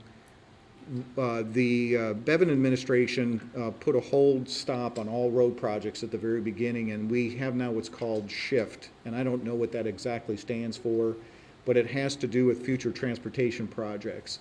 And every project has to have a regional benefit, and those projects were scored locally, and then they were sent to the Kentucky Transportation Cabinet. So as an example, the I-71 widening project had a very high score. I think it was number 7 in the state for importance to the region. For some reason, and I fought and fought and fought during meetings about this project, it's about a third done. The right-of-way was almost all acquired, and yet it didn't have regional importance. And so ours and down in Nulu, the East Market Street Streetscape project, which has an $8 million donation from the Bridges project to enhance Market Street, also doesn't have funding. And for some strange reason, it could not get shifted back up into some kind of priority in the budget. So that's how we ended up without any funding. Right, and that's what we'll be working on in the next session. Right. And and I know, Judge, you talked to everybody, I talked to everybody, that just, it didn't get funded. Measure die. Do I remember correctly that this is going to be done, they're going to do Allen Lane at the same time when they move this temporary track? Well, Allen Lane actually has funding, and we're in a right-of-way acquisition phase for the Allen Lane project, and it makes sense that you slow the train down because there's a 45-mile-an-hour speed limit kind of throughout that area, and it would have to be, it's either 30 or 35 on the diversion tracks, and each one of those projects has a diversion track, so it would make sense that the train slows down throughout the entirety. We're not going to link them together so that they don't get stuck being stalled because one project doesn't have funding. Okay. So So the ideal situation would be doing both at once, but that's not necessarily going to happen. may not happen. Does that not amaze you? All right, we've had a motion and second that we go ahead and convey this property. Any further questions? All in favor, please say aye. Aye. Anyone opposed? Motion carries. Thank you, Jim. Thank you all. We're going to skip that litter abatement. Becky is not feeling well today, and so we can push that back to the next meeting. Technology Committee, Magistrate Hounds. Yes, Judge. Technology Committee met before the last fiscal court meeting. It was brought to us to look at a project to put notification signs, I guess is the best term to use, for the interchanges I-71. It did come out of committee to put the signs up at each one of the interchanges at the 14, the 14, 17, 18, and the 22-mile marker, or 20-mile marker. I would just like to ask the court that we can proceed forward with this project. All right, is there a second? I'll second that, Judge. All right, moved and seconded that we erect interstate warning signs at each of the on-ramps in Oldham County, on-ramps to I-71, that will notify people approaching the ramps when there is an accident or serious delay on the interstate. Any discussion on this? Magistrate Greenwell? Judge, I know this is a project of yours that you've wanted done for a long time. And frankly, with the notification systems that we have now, email, text, phone call, I don't see the reason for spending this amount of money. That's a huge amount of money in my book, and I can't hardly drive a single day without my phone going off telling me that there's a problem on the interstate and to avoid it. So why are we duplicating this situation? Well, one reason is that not everyone interacts with cell phones, telephones. I mean, that's we did a survey, I believe 750 to 800 people responded to the survey, and we had a good, I don't remember the exact number, how many, Kevin, was it about half, or how many people were aware of 911 or 911 service, but still had not activated themselves. Right. Half were aware, less than half the people had signed up for it, and we pushed it hard for a good year and a half. And so not everyone does everything under all circumstances, and this is your last chance to make a different type of decision than get on the interstate, be stalled. Everybody knows, you know, how frustrating it is to be out there. As I say, roughly 750 people took this survey, and I don't remember the exact number, but more than 80% said they were in favor of the idea of these signs. So I think a significant number of people who probably travel the interstate thought it was a good idea. If they can take the time to fill out a survey, why can't they take the time to register for the notifications? I couldn't answer that question. Surely, I guess they choose not to. As simple as that. And once again, we can't legislate nothing. All right, Magistrate Likens. Yes, Judge. I think it's a good idea. I think we've all got on that exit or that entrance ramp, and you drive a quarter of a mile and traffic stopped in front of you. But who's going to maintain these signs as far as putting a message on there and maybe use alternate route? And the second part of this statement is that over on US 42 going through my district, a lot of times they route people off at LaGrange. They end up on Highway 42, and it's a bottleneck situation for hours with big trucks and everything on there. And the Oldham County Police Department or Sheriff's Department doesn't do enough, in my opinion, to help the traffic move through 42 till they get back on the expressway. So that's kind of a double-edged sword. You get people off the expressway, and we're just inundated with traffic for a couple hours. I think most of the people that come down 42 actually are taken off by state police at Pendleton. I haven't seen personally people coming off too much at LaGrange, getting sent out 53 and sent down 42. It comes from state police, and we have attempted to get officers out to help direct traffic, but it's a challenge, given the fact that people have a limited number of people available. There's no notice on when an accident is going to take place. Rounding people up, pulling people off, other things, calling people in are all challenges that are difficult to overcome right at the moment. So I realize that 42 can get clogged up. This is part of living here. I mean, our forefathers didn't put enough roads in, and we're dealing with it. And, It's been much better since they've got the bridge project finished. So. right.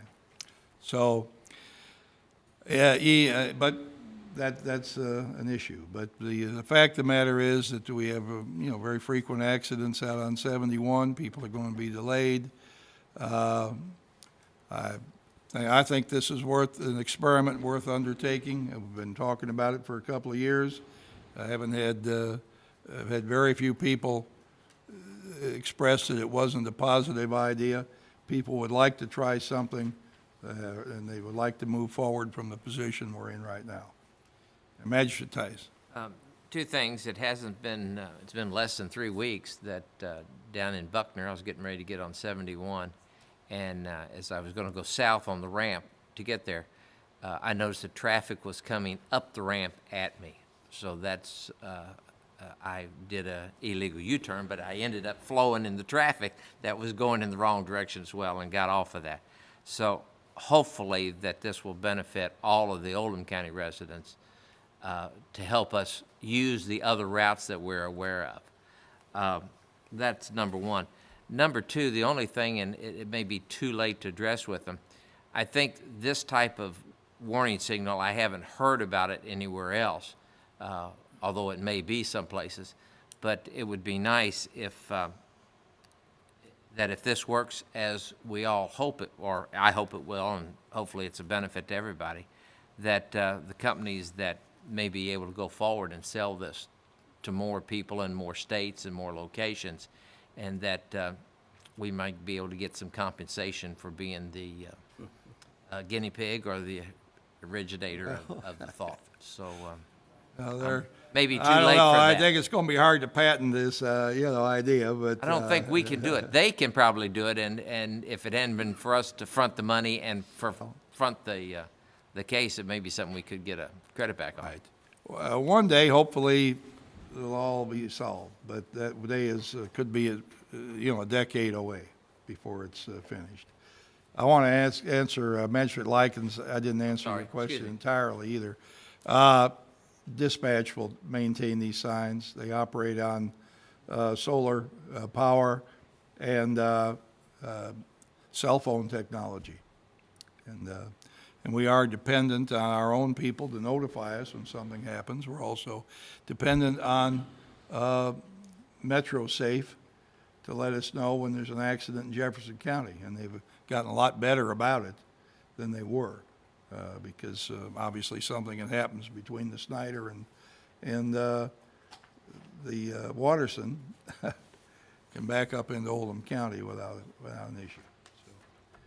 So, Magistrate Dye. Measure Tice, I think it's more of a, not a guinea pig, I think sacrificial lamb is probably a closer terminology that you're looking for. Are we going to do all 8 of these, or can we start out and see how it works and move into the other 6?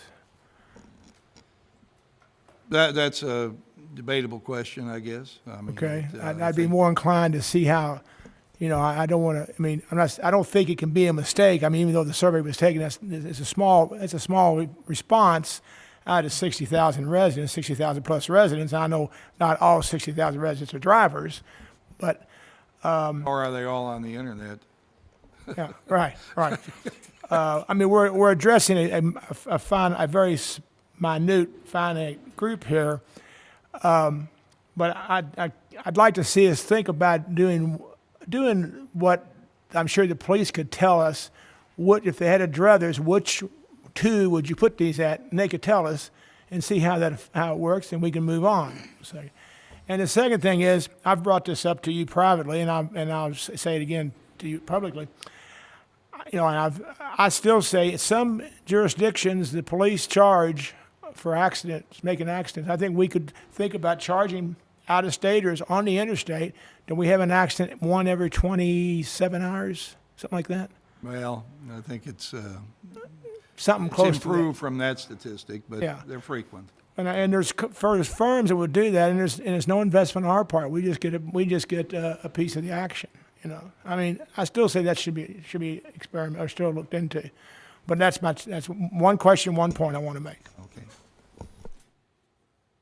Magistrate Hounds. Magistrate Ty, we talked about that in the committee about how we could phase in the signs, and the consensus among the group was, one, how would we know? I hear your point about which signs the police may advise us to place, positions the police may advise us, but how do we know the effectiveness of the sign if we were to put one, say, at the 18 or the 17? Which one would we do first, and how do we prove the effectiveness of that, or of two sets of signs? The cost, it makes more sense to do them all at once than it does to do them at a piecemeal, because we did have a conversation about that in the committee, and it came out that we would rather do all the signs as opposed to do them in a piecemeal fashion. Or with that being said, how are you going to gauge the effectiveness if you do all 8 of them? That very valid point. And do they, and we did is it that public. criteria in place?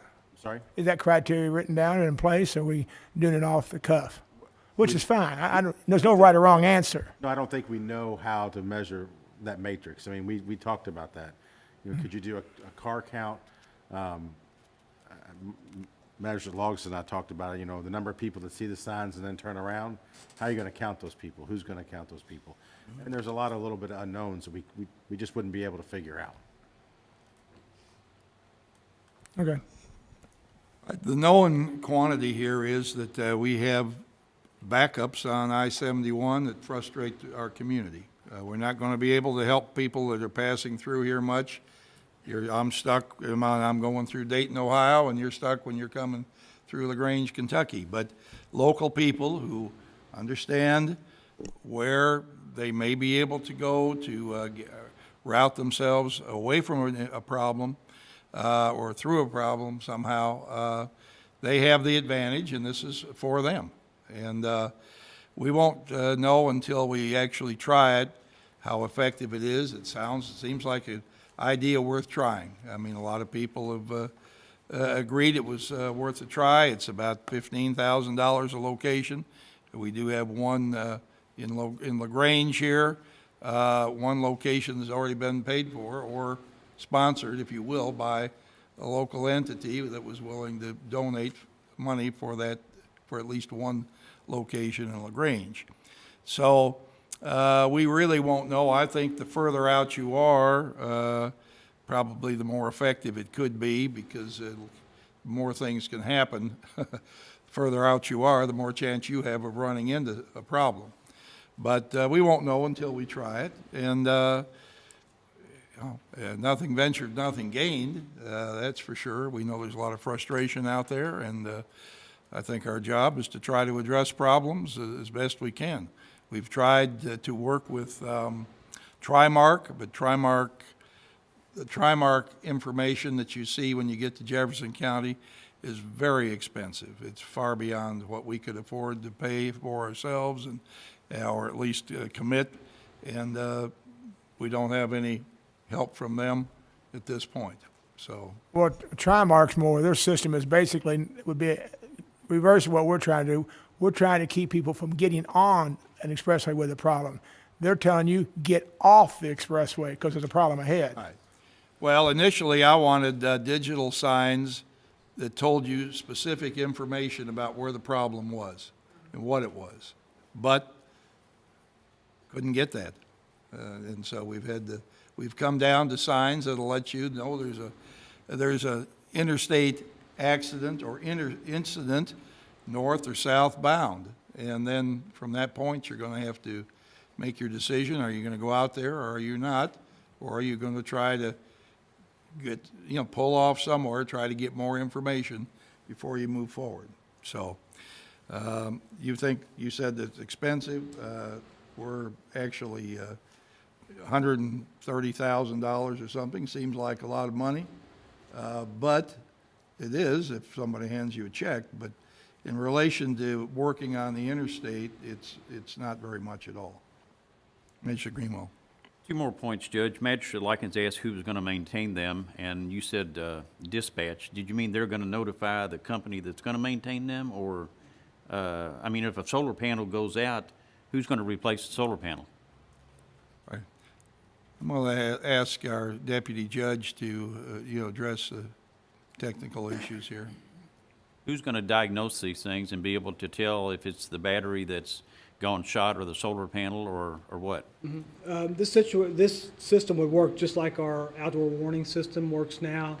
The outdoor warning system, the tornado warnings are set off at dispatch. Those sirens are maintained by our dispatch center. If there's something wrong, we have a vendor. It's Louisville Metro electrical unit. We have a MOU with Louisville Metro to come out and fix those. Once the warranty is out of the sirens, we will have a service contract with probably Owens Communications or RCS, a local vendor here that will maintain them for us, just like we do our tornado warning sirens. I know Magistrate Tice mentioned patenting this. This really isn't anything super special that we're doing. It's very sound technology. It's the exact same way we set off the outdoor warning sirens. So there's no magic to this. It's just a sign. It's an RF signal that sets, instead of setting a tornado siren off, we're setting lights off to let people know which way it is. But we'll have a local vendor that will come out and maintain it. But once we install it and the warranty runs out, it will be the county's responsibility to keep it maintained. Second point is, has the committee or anybody else thought about if you divert people from getting on I-71, what that's going to do to 146 and Highway 22 when people take that instead of being stuck out on the parking lot that we call I-71? In other words, I don't know where the time savings is going to be. Driving a school bus down at the South Campus, I've seen traffic backed up from Crestwood to Centerfield on Highway 22 when there's being a wreck on I-71. And you're waiting either on the interstate or you're waiting on a 2-lane highway. I don't know how this is really going to solve the problem.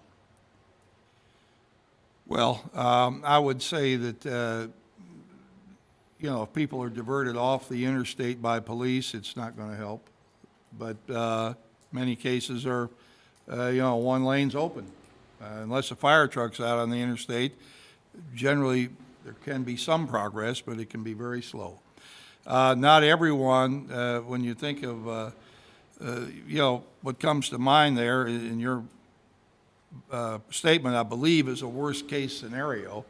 Not everybody is going to be going the same place at all times. There's a lot of different variables here. Accident could happen in the evening, could happen in the morning, might happen during school time. We just don't know. What we do know is that people are frustrated when they get, somebody said they were backing up. Well, I think Magistrate Tice said he tried to go on the interstate at Buckner and people are backing off the interstate. Well, once you're down that ramp or going up that ramp or whatever, it's too late at that point generally, unless you put yourself or other people at risk by backing up. And they're not supposed to do that, but we know people do it. But if you're warned before you get on there, you won't do that. Will it solve all problems? I'm sure it won't. I'm sure there'll be plenty of things that come up, but it may help. You mentioned earlier, which ones would we do first, or should we do them all? I'm afraid if we just start off and do 2 in LaGrange, then a lot of people are going to say, well, how come you just did this in LaGrange? Why didn't you do it down the street? How long are you going to have to wait to see if it works in the next spot? So I don't say it's a panacea. I just said it's an idea that I think is worth trying. We've spent a lot of time talking to highway, state highway, federal highways. A lot of people said, well, I think it's worth trying. Now, there could easily be a problem that arises from it that we haven't anticipated, and I'm sure that when there's a traffic jam in LaGrange or in Crestwood some morning, some people are going to say, well, that sign up there, send everybody down here. And I wouldn't be delayed because they'd all be sitting out on the interstate if they weren't sitting down here. So I don't know how to win. We're dealing with a finite number of roads and pathways, and the worst one is the interstate. You do have some chance of cutting through some neighborhoods if you can stay off the thing at the right time. So I guess that's what we've tried to solve here, and we won't know if we've improved the situation till we actually try it. Magistrate Eldridge. Thank you, Judge. I'm not a big fan of this project. I think this project is going to be obsolete in a very few number of years due to social media, new programs like Waze. A lot of people have that now on their phone. But the reality is, we as a committee had our doubts. We asked the judge to do a survey. The judge did a survey, and while it was a fairly small sample of the county, it was overwhelmingly positive that the people wanted this. So even though I personally don't believe in it, I think the overwhelming amount of the citizenry at least want to try it. So I'll be voting for this measure. Okay. And Tice? There was one more thought that, as I was playing with the numbers for the whole thing, if you're talking about doing part of them rather than doing all of the ramps, if you did the southbound, which I think is the most, where we have the most problems, if we chose the 4 southbounds to place them on, and we still were able to get the grant to take care of one of them here in LaGrange, or approximately, for a round number of about $50,000, we could cover all 4 southbounds. I'm not sure that's a compromise. It won't work, okay? You've got to have the signs on both directions of the access road to I-71. So you've got people that can get on southbound coming east and southbound coming west. So that's 2 signs, still 2 signs. We're not affecting north and southbound. The way that the signs are designed, a sign will illuminate if the incident is southbound or northbound. No matter which direction you're coming on 146 or 393 or 329, 53, it doesn't matter. You still, I know where you're going with your point, but I understand now. Thank you. You're right, and I hadn't thought about it in those terms. Got it. Okay. Any other comments? All right. Motion's made and seconded. All in favor, please say aye. Aye. No. Yes, motion carries 7-2. Diane Greenwell, no. Pardon? Diane Greenwell, no. No. All right. Can I ask for a clarification what the motion was? Because I have to restate, I have to proceed forward with the project. And then Yes. there was 20 minutes of discussion, so Well, the motion was to proceed with the project. Motion carried 7-2. All right, next item on the agenda is utilities. Magistrate Eldridge. Thank you, Judge. I appreciate Magistrate Hound's segueing into this earlier. We're going to discuss Kentucky Wired. Any of you that don't know, the Kentucky Wired project is by the administration to try to bring high-speed internet all the way across the state, reaching every county. This is way above my pay grade. We've been very blessed to have a local gentleman by the name of Norm Shippert who's been very helpful with this committee. Currently, what they're going to be installing as far as fiber across the state is way out there, far and above anything that we could possibly think about using today. However, for a fee of $341,138, while they are placing this infrastructure through the county, we can have an extra 144-count bundle of fiber put in there. At this present day, there is absolutely no need for that. But where would we have been years ago? I believe it was about 1972, if the state had offered to make Interstate 71 6-lane for just the cost of the extra concrete? And that's the question we're at here today. No extra labor charge. All we would have to pay for is strictly the material that would go in and give Oldham County that extra 144 count bundle. Now, the other part of this equation, just so Magistrate Hounds can answer all those people that are calling him, and I get those calls too. Mr. Shippard had a good point. If you live in the desert, this doesn't mean that you're getting water piped to your house.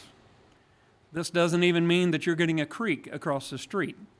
What it means, though, is you're getting a massive river put through that desert that someday you'll have the ability to connect to.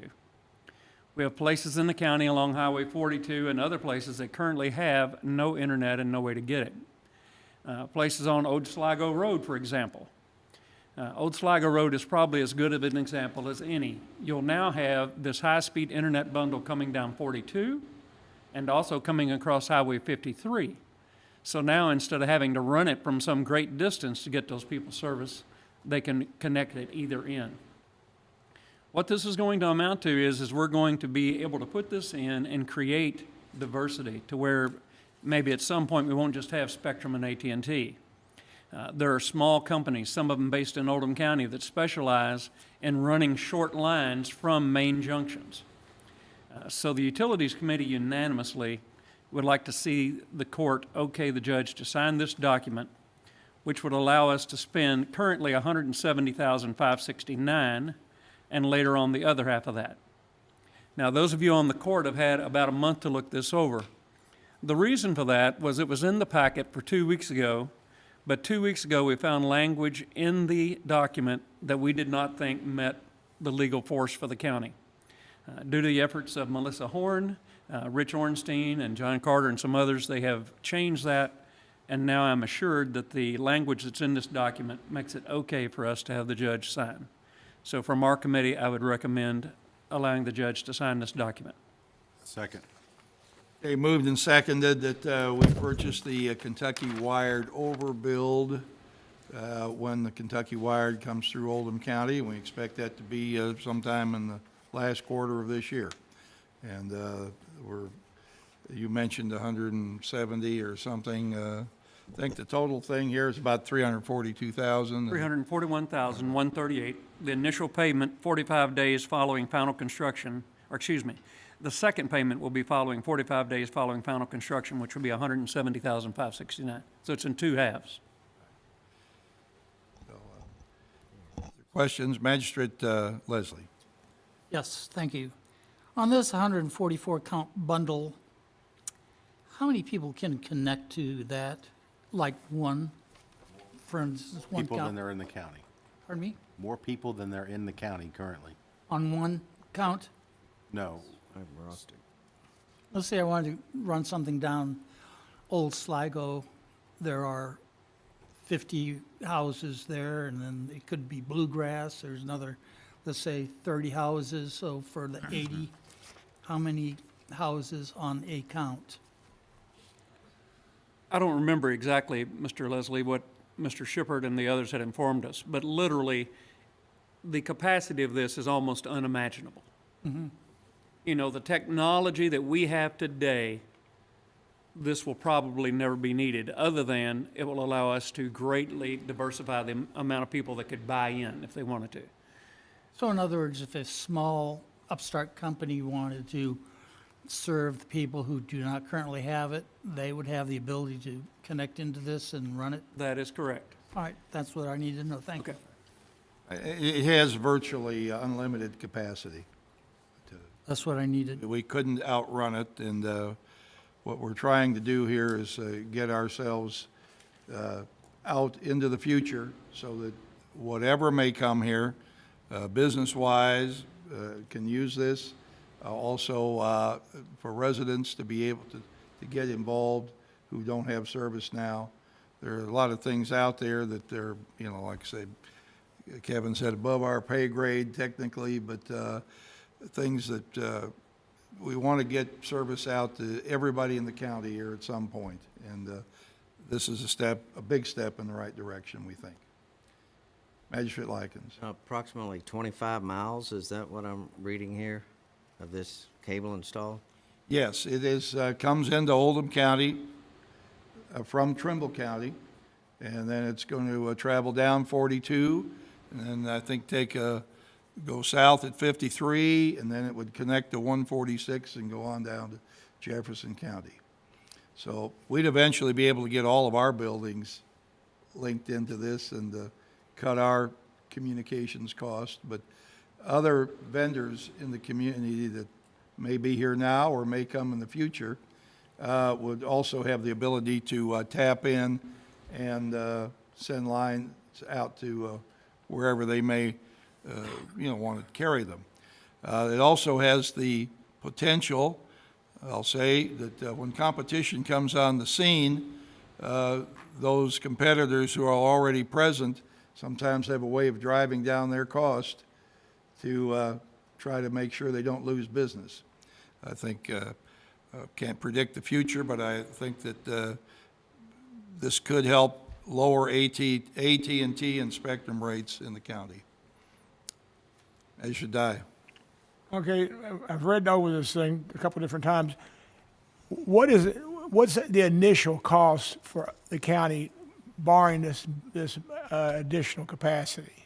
Is it just, is the state just putting it in at no charge, and this is an opportunity to buy extra capacity? Right, that's correct. Okay. And to answer, Manager Leslie, the one strand, 144 count, that one strand, it's almost literally, depending on how much bandwidth it is then, like, or all that kind of stuff, there's more here, what I know from my industry, there's more here than we'll ever need. 144, because of the way the bandwidths are getting narrower and narrower and narrower. It's kind of like, we'll never need all that. All right, is there anybody else has any discussion on this? Magistrate Eldridge? I would just make the point that Mr. Dye is absolutely right. We may never need all this, but probably back in '72, they never thought they'd need 6 lanes. And the reason why it's 41 in it, 144, that's the size of the cable. You can't get a half a cable. It's like that's what size that is. You get 144 strands in that one cable. So you can't say, well, I only want 6. No, you get 144 or none. You can't just drag 6 through. Because if there are fiber optic and it is glass. Right, is there anyone else who would like to discuss this? All right, motion to participate with the Kentucky Wired Overbuild Program. All in favor, please say aye. Aye. Opposed? Motion carries. Next item here is from Personnel Actions. Is it Ms. Schaaf? Okay.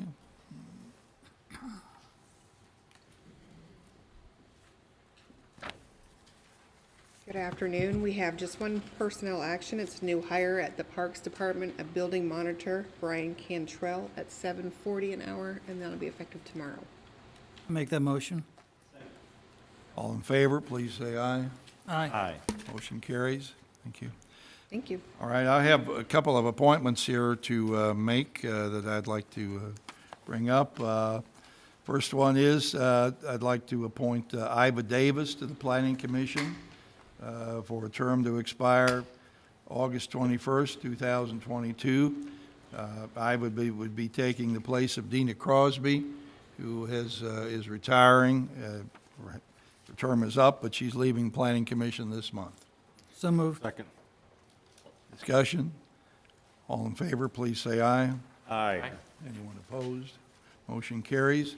Next item is to reappoint Kevin Mesker to a term for the same period to August 6th, he'd be August 6th, 2022. Make that motion. Second. All right, any discussion on that? I'm fine with that, Judge, but that's not the same period. No, I noticed that. It's a couple of days different there. Iowa was to the 21st, and this is to the 6th of August, 2022. All right, all in favor, please say aye. Aye. Anyone opposed? Motion carries. Next item here was, we had come in, got together this afternoon. This is to appoint Katie Nasser to a term on the Tourism Board to expire the 10th of January 2020. Katie would be filling the remaining term of Nancy Griffin, who has resigned because of too many commitments. So, is there a motion to? I'd make that motion. Second? All right, any discussion on that? Hearing none, all in favor, please say aye. Aye. One opposed, motion carries. Time now for our second public comment of the day, and if anyone's here who would like to address the fiscal court, now is your opportunity.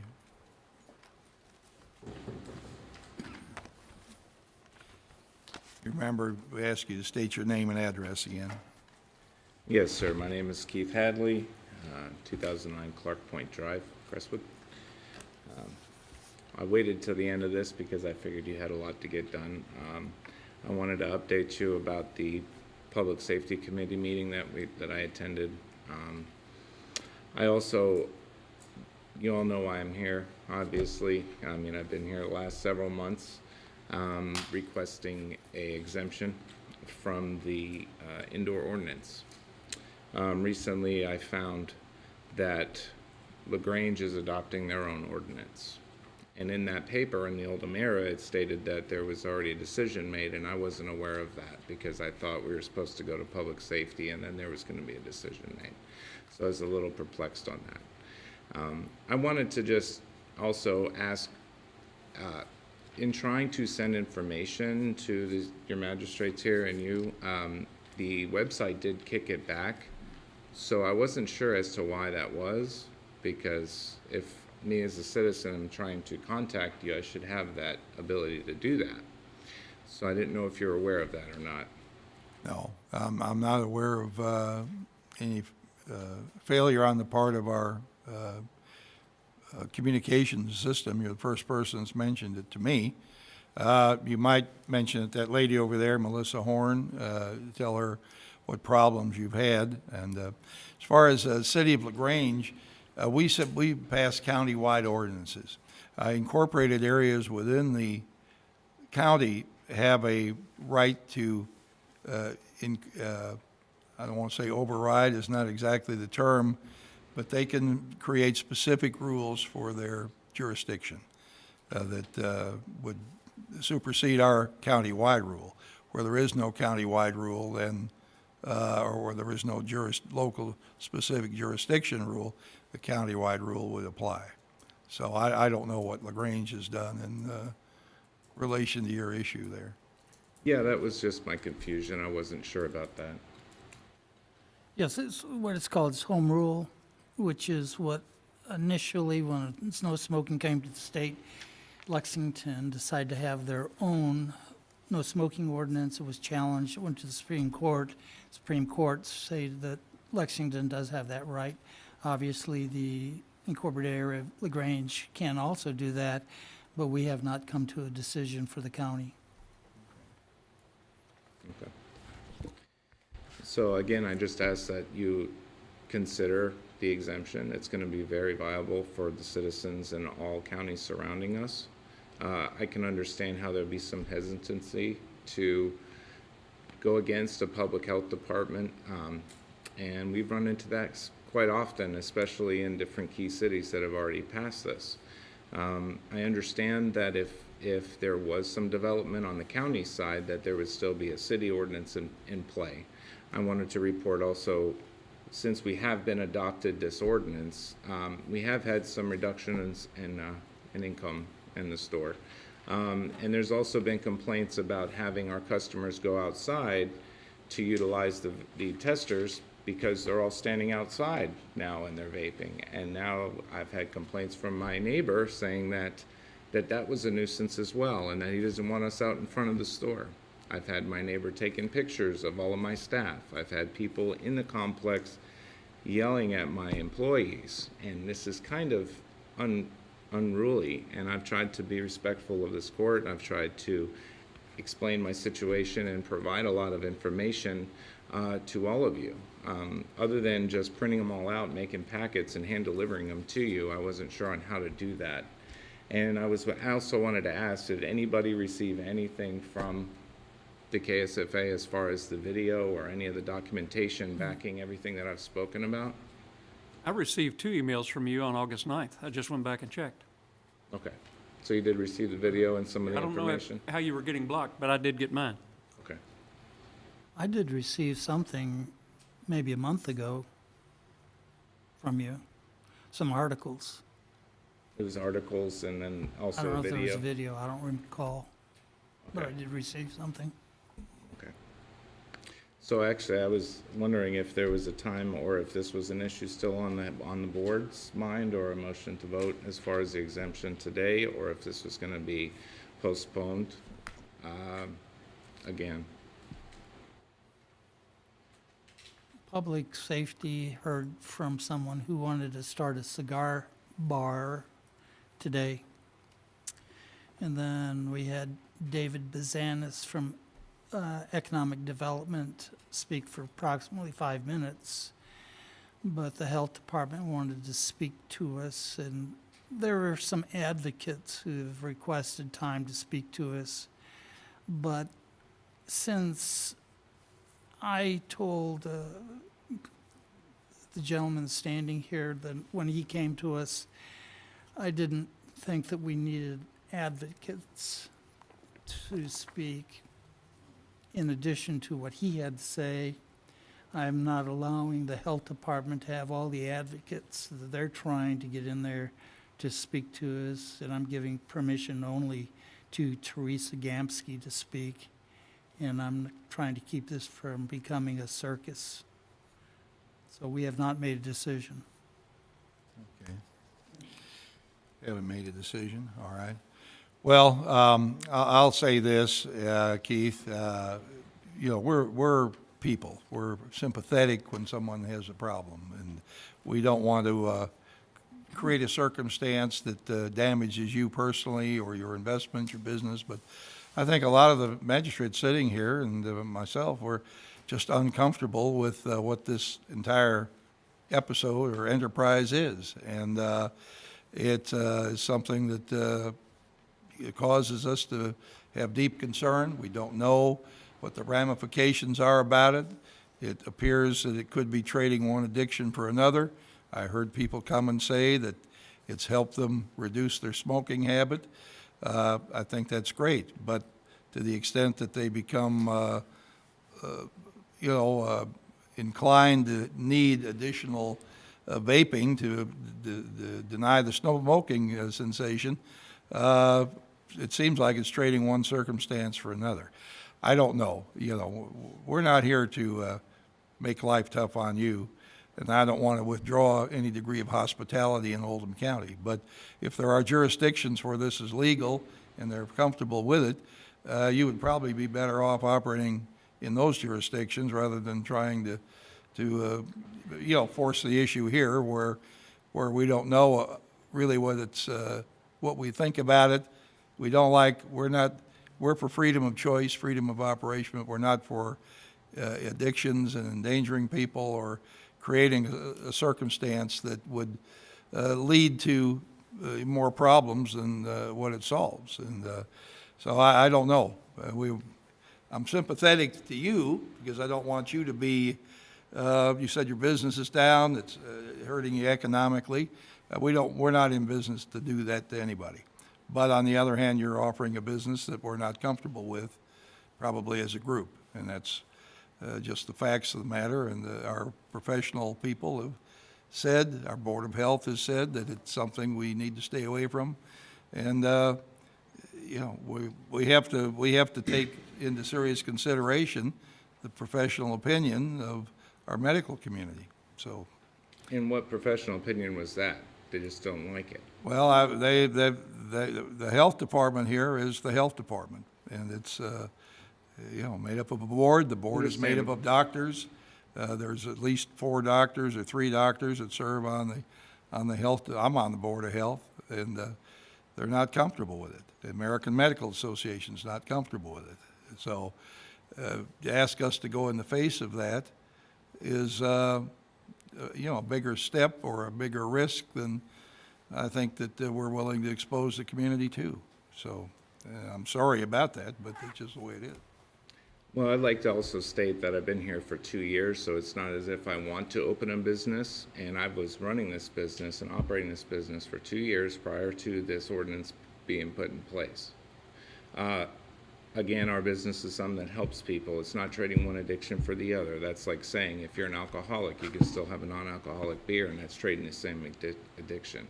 That doesn't make any sense. Now, if I was brought forth medical information and studies based on the exact science of what our technology and what our products are by the health department that was saying, look, this study says this, I'd be cognizant of that. And I would say, okay, well, then you have a valid point. I have yet to see anything scientific from the health department whatsoever. All I see is something coming from this entity to that entity to this entity to that entity, and based on opinion alone and perception, which is actually going to damage not my industry, it's going to damage their industry, the public health industry, and the citizens' health. And that's where I've been saying this from the beginning, is that I've commended this board for including vapor products at restaurants. And the health department has said that I want vaping out of the ordinance publicly in the newspaper. That's not what I said. And I came here and asked for only an exemption for a vapor store, of which only people that walk into that store are over 18 years old, and they are there for that product. It's the same thing as a bar. Are you going to tell Applebee's they can't sell to this person because they decided to go to the bar? You cannot do that. Now, as far as private residences as well, the city of LaGrange states that they're going to include private residences. Now, they do have a leeway in that as far as being a child care facility, but you're looking at this from a perspective of that I'm the bad guy, and I'm not the bad guy. The bad guy is tobacco companies. The bad guy is all the cessation products that do not work, because otherwise I wouldn't have an industry. That's my opinion and my steadfast statement on that. And again, you know, will it work? Will people still be able to buy my products? Yes, they will. Will I have a higher rate of success that I have had in the past? No, I will not. And so in that turn, if health is the concern, there is a new leeway, just like you said. You don't need 144 strands, but you're going to prepare for the future. So this has been around for 10 years, and all the studies show that it is a healthier, viable option. And it's not trading one for the other. It's assistance to quit. This is what I've been trying to state. And it doesn't matter how many studies I give the health department, they have their mind set up because they have nothing to come back at me with to say, no, you're wrong, this is this study. Give me scientific evidence, or this is going to happen to hinder my business for a hearsay reason.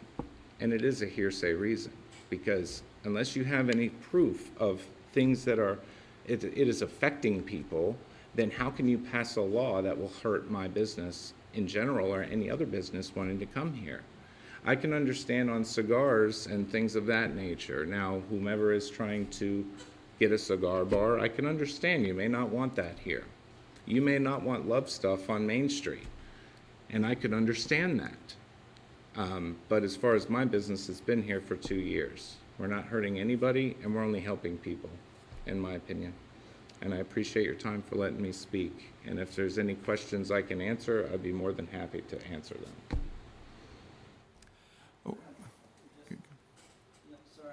I'm not against your business or anything, but just from my own personal experience, I know 2 people that vape and smoke.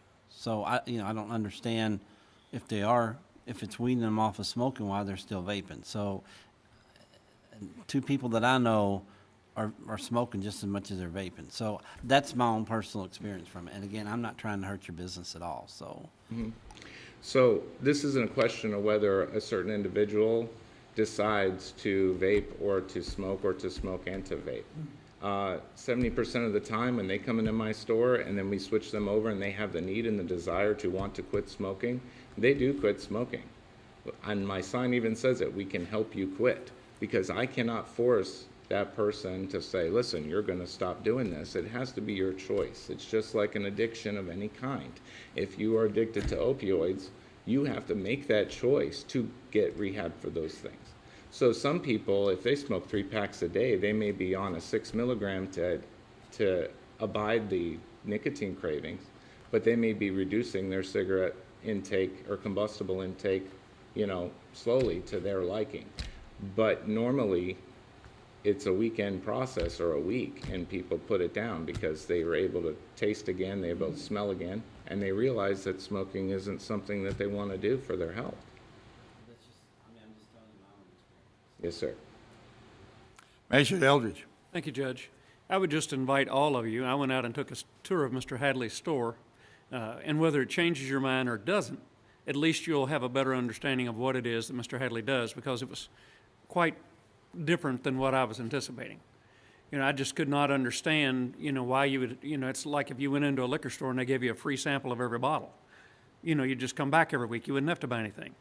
So it's a different way of doing business than anything that I was familiar with. So I would invite you all to take a tour at least. I'm sure Mr. Hadley would be happy to have you. Magistrate Leslie. Yeah, I think there's a couple things for everybody to keep in mind. Number one, Mr. Hadley is under certain government guidelines. For instance, he cannot give away nicotine products that he sells in his store. If someone wants to consider this as a sample, he has a variety of flavors of these products, 85, I believe he said. And whomever he buys his products for, that manufacturer puts that flavor into the nicotine of whatever strength it is. And supposedly, nicotine has basically no flavor. So when they purchase whatever they purchase to use this product, which is heated up by a battery, which heats up the substance, so where they inhale it, they taste primarily whatever flavor that they're trying at his store. So they may like apple. So he goes and talks to them. They come into the store. He says, well, what do you like? And he says, well, I like apples. So you can try an apple flavor in his store for free, but you can't try apple-flavored nicotine products in his store.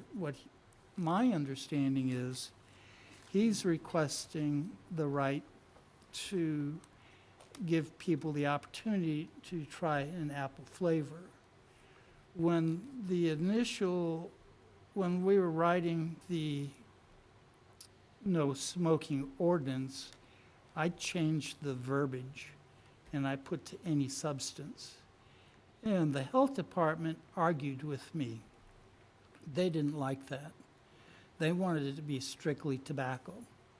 And I felt that because we were in this area of the possibility of medical marijuana, it wasn't included in there. That's why I put any substance. Consequently, since they argued against it on several accounts, we added tobacco, which you and I discussed, and we left in any substance. But if the ordinance had been written the way the health department had wanted, it would not have included what he's doing. And now the health department is coming back and saying, well, this is the way we're going to stand on the ordinance. So the health department is truly being hypocritical toward Mr. Hadley. And I did go in and talk to him because I didn't know. Even though we spent a year and a half looking at this, we came back to this afterwards. But everybody can make up their own mind, but that's the history of the ordinance, just so you know. Magistrate Likens. Judge, I'd just like to say one thing, and we have met in the safety committee. There's 3 of us, Leslie and Diane, myself, and we're spending hours in committee meetings, and we're reading information, trying to assimilate what's this all about, because frankly, I didn't know what vaping was, essentially, but we're trying to be fair to Mr. Hadley and his business. And that's the reason we're putting hours and hours and hours into this. So I don't want Mr. Hadley to think that we're just shuffling him off to the side. We're actively hearing from him, the cigar store. Next month, I think we're hearing from the health department. We're letting them have their side. And whatever we hear, it's still going to take this court's approval to change anything. It's not just us three that are in the safety committee. Well, I would suggest that he probably would appreciate moving forward on it at some point here. I don't think you want to hear this having month after month after month of discussion. You heard truthfully, where the court is here. I guess the committee is still looking at it, so we'll see what happens. I don't know. Your next door neighbor has told me that odor, I guess, from your place or vapor or something comes through the air duct system there, and it's easily detectable in his store. I don't know. Is it you? I haven't come out to here to try it out myself to see. I admit that, so I just took his word for it. And whatever issue that may be is based on perception. We have put up a vapor barrier. We've made sure there was no, any kind of adjacent, anything going over there. And every time I went in there, I was like, what is the problem? Where is it? And he couldn't tell me. He just said, stop doing whatever you're doing. And on two doors down, we have a hair salon. And you well know the chemicals they use over there are far worse than anything that strawberry is going to taste like, but he doesn't complain about that. So I believe it's just based on perception alone because it looks like smoke. He doesn't know what it is. He doesn't understand what it is. And quite truthfully, throughout the couple years, and I know that he is trying to be a proponent of this because he's been very difficult for us to even speak with, to try to explain things to him, to sit him down, show him the science, show him what's in the products, and to kind of ease his mind on what was going on. And also, my neighbor has employees that stand out front and smoke cigarettes. Do I complain about that because I'm a vapor store stopping people from smoking and they're smoking in front? I don't do that. It's really unfortunate. And truthfully, if he was willing to talk to me 2.5 years ago, 2 years ago, and he was a reasonable person, I highly doubt that he would be able to find anything wrong with it. But it is based on perception. And I have studies to show that. So if there is a way, if you'd like me to, I can get all of those studies and put them in nice packets with little labels on them, and I can bring each one of you your own packet to read through, or maybe send Miss nice lady here a video or something to watch. Yeah, you're free to provide anything that you'd like, and so I don't know what to take a look at it. I appreciate it. Okay, sure. Thank you very much. Standing here right now, just a comment you made ago, I freely admit that I don't know anything about beauty salons, and I don't think you do either, actually. Neither do I, no. I don't know anything about phone books either, but he does. But my point being is she does. She knows about beauty salons and getting perms and the chemicals they use over there. So, okay. All right. Thank you, Keith. I think we aired this out today. Thank you. So anybody else who would like to address the fiscal court? Seeing no one, I'm going to close public comment, and I guess we'll wind up our meeting here today to see if any magistrates have any final thoughts they'd like to share. Magistrate Likens? Judge, just enjoyed going to the Department of Local Government meeting last week and listening to our Governor Bevin give us kind of his state of the union address to tell us what Kentucky was doing. Thank you. Magistrate Tice? Have nothing to add. Thank you. Nothing? Magistrate Greenwell? Judge, did anybody make mention of the fact that a former magistrate, Beverly McCombs, passed away? I couldn't find it in the minutes anywhere, but... I don't believe anybody did. Well, I would just like to offer my condolences to her family. She was a magistrate when I first became a magistrate. She was a very good magistrate, and next to God and her family, her constituents were pretty high up on the ladder. So she was a good one, and I just wish to express my condolences. Thank you, very nice. We did send our flowers to the funeral. Magistrate Hounds? Yes, Judge. We had an unfortunate situation yesterday with a large fire in the North Oldham area, but one thing that the fiscal court did before I got on was approve the radio system, and it proved itself yesterday. There was a working fire in North Oldham's district and a working fire in LaGrange. And I won't say we taxed the radio system, but we did put it through its paces, and it performed very, very well. And you guys and ladies should all be commended for taking that step. It's kind of like Magistrate Eldridge said, when we bought into the radio system, it's a long-term play. Same thing with the fiber optic. It's a long-term play, and it on a short-term basis panned out to work very well. Also, continue to get people comments about Ash Avenue and the speeders going through Confederate Estates and Ashbrook. The police are patrolling both of those areas, and they're trying their best to keep the speeders at a minimum. Asked for a KYTC update first part of the week yesterday, and they still are saying a month or longer before it will be open. I think it may be longer than that, but I'm not a construction out there digging the ditch and putting the culvert in. So just ask for everybody's continued patience on that. I'd also like to echo what Magistrate Lykin said about the Department of Local Governments Conference. That was very good conference, and the governor, if you haven't heard him, he speaks very frankly, and I think that he's probably doing some things that some people don't agree with, but there's got to be a line drawn, and he's definitely drawing it, and he's going to continue down that path of working on the pension system and trying to get Kentucky's finances back where they need to be, where they haven't been in quite a long time. Magistrate Eldridge? It's hard to follow the king of understatement there. Just want to thank the people that volunteer for boards.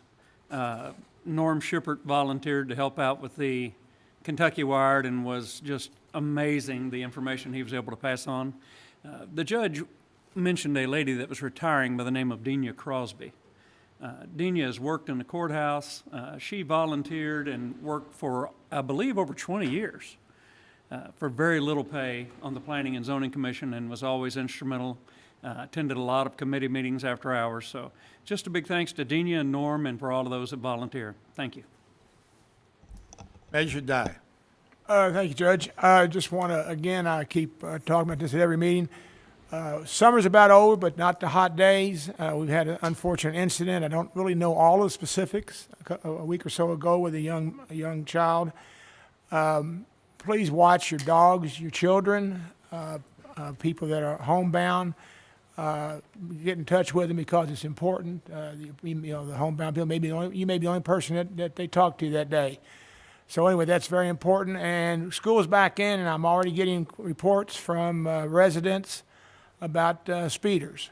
So watch your speed. I know that we don't have enough policemen to cover all the speeders. I try to tell them, get a license number of the car if it's habitual. And I get resistance. Say, well, they live down the street. I say, well, go down the street and get the license number off of it, But anyway, be careful. There's somebody's child. Be careful. Magistrate Logston? Yes, I just want to echo Magistrate Dye's.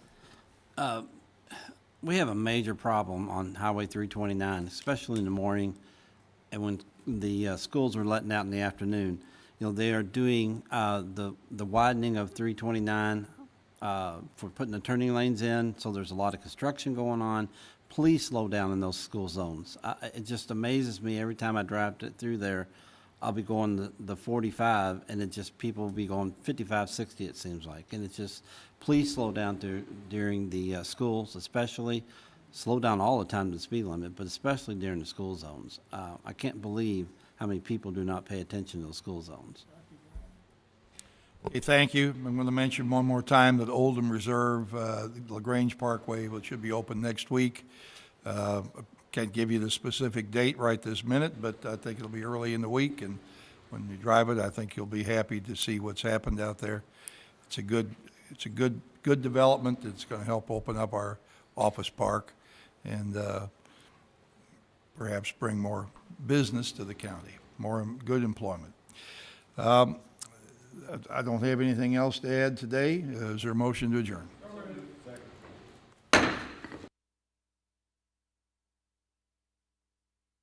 You got there.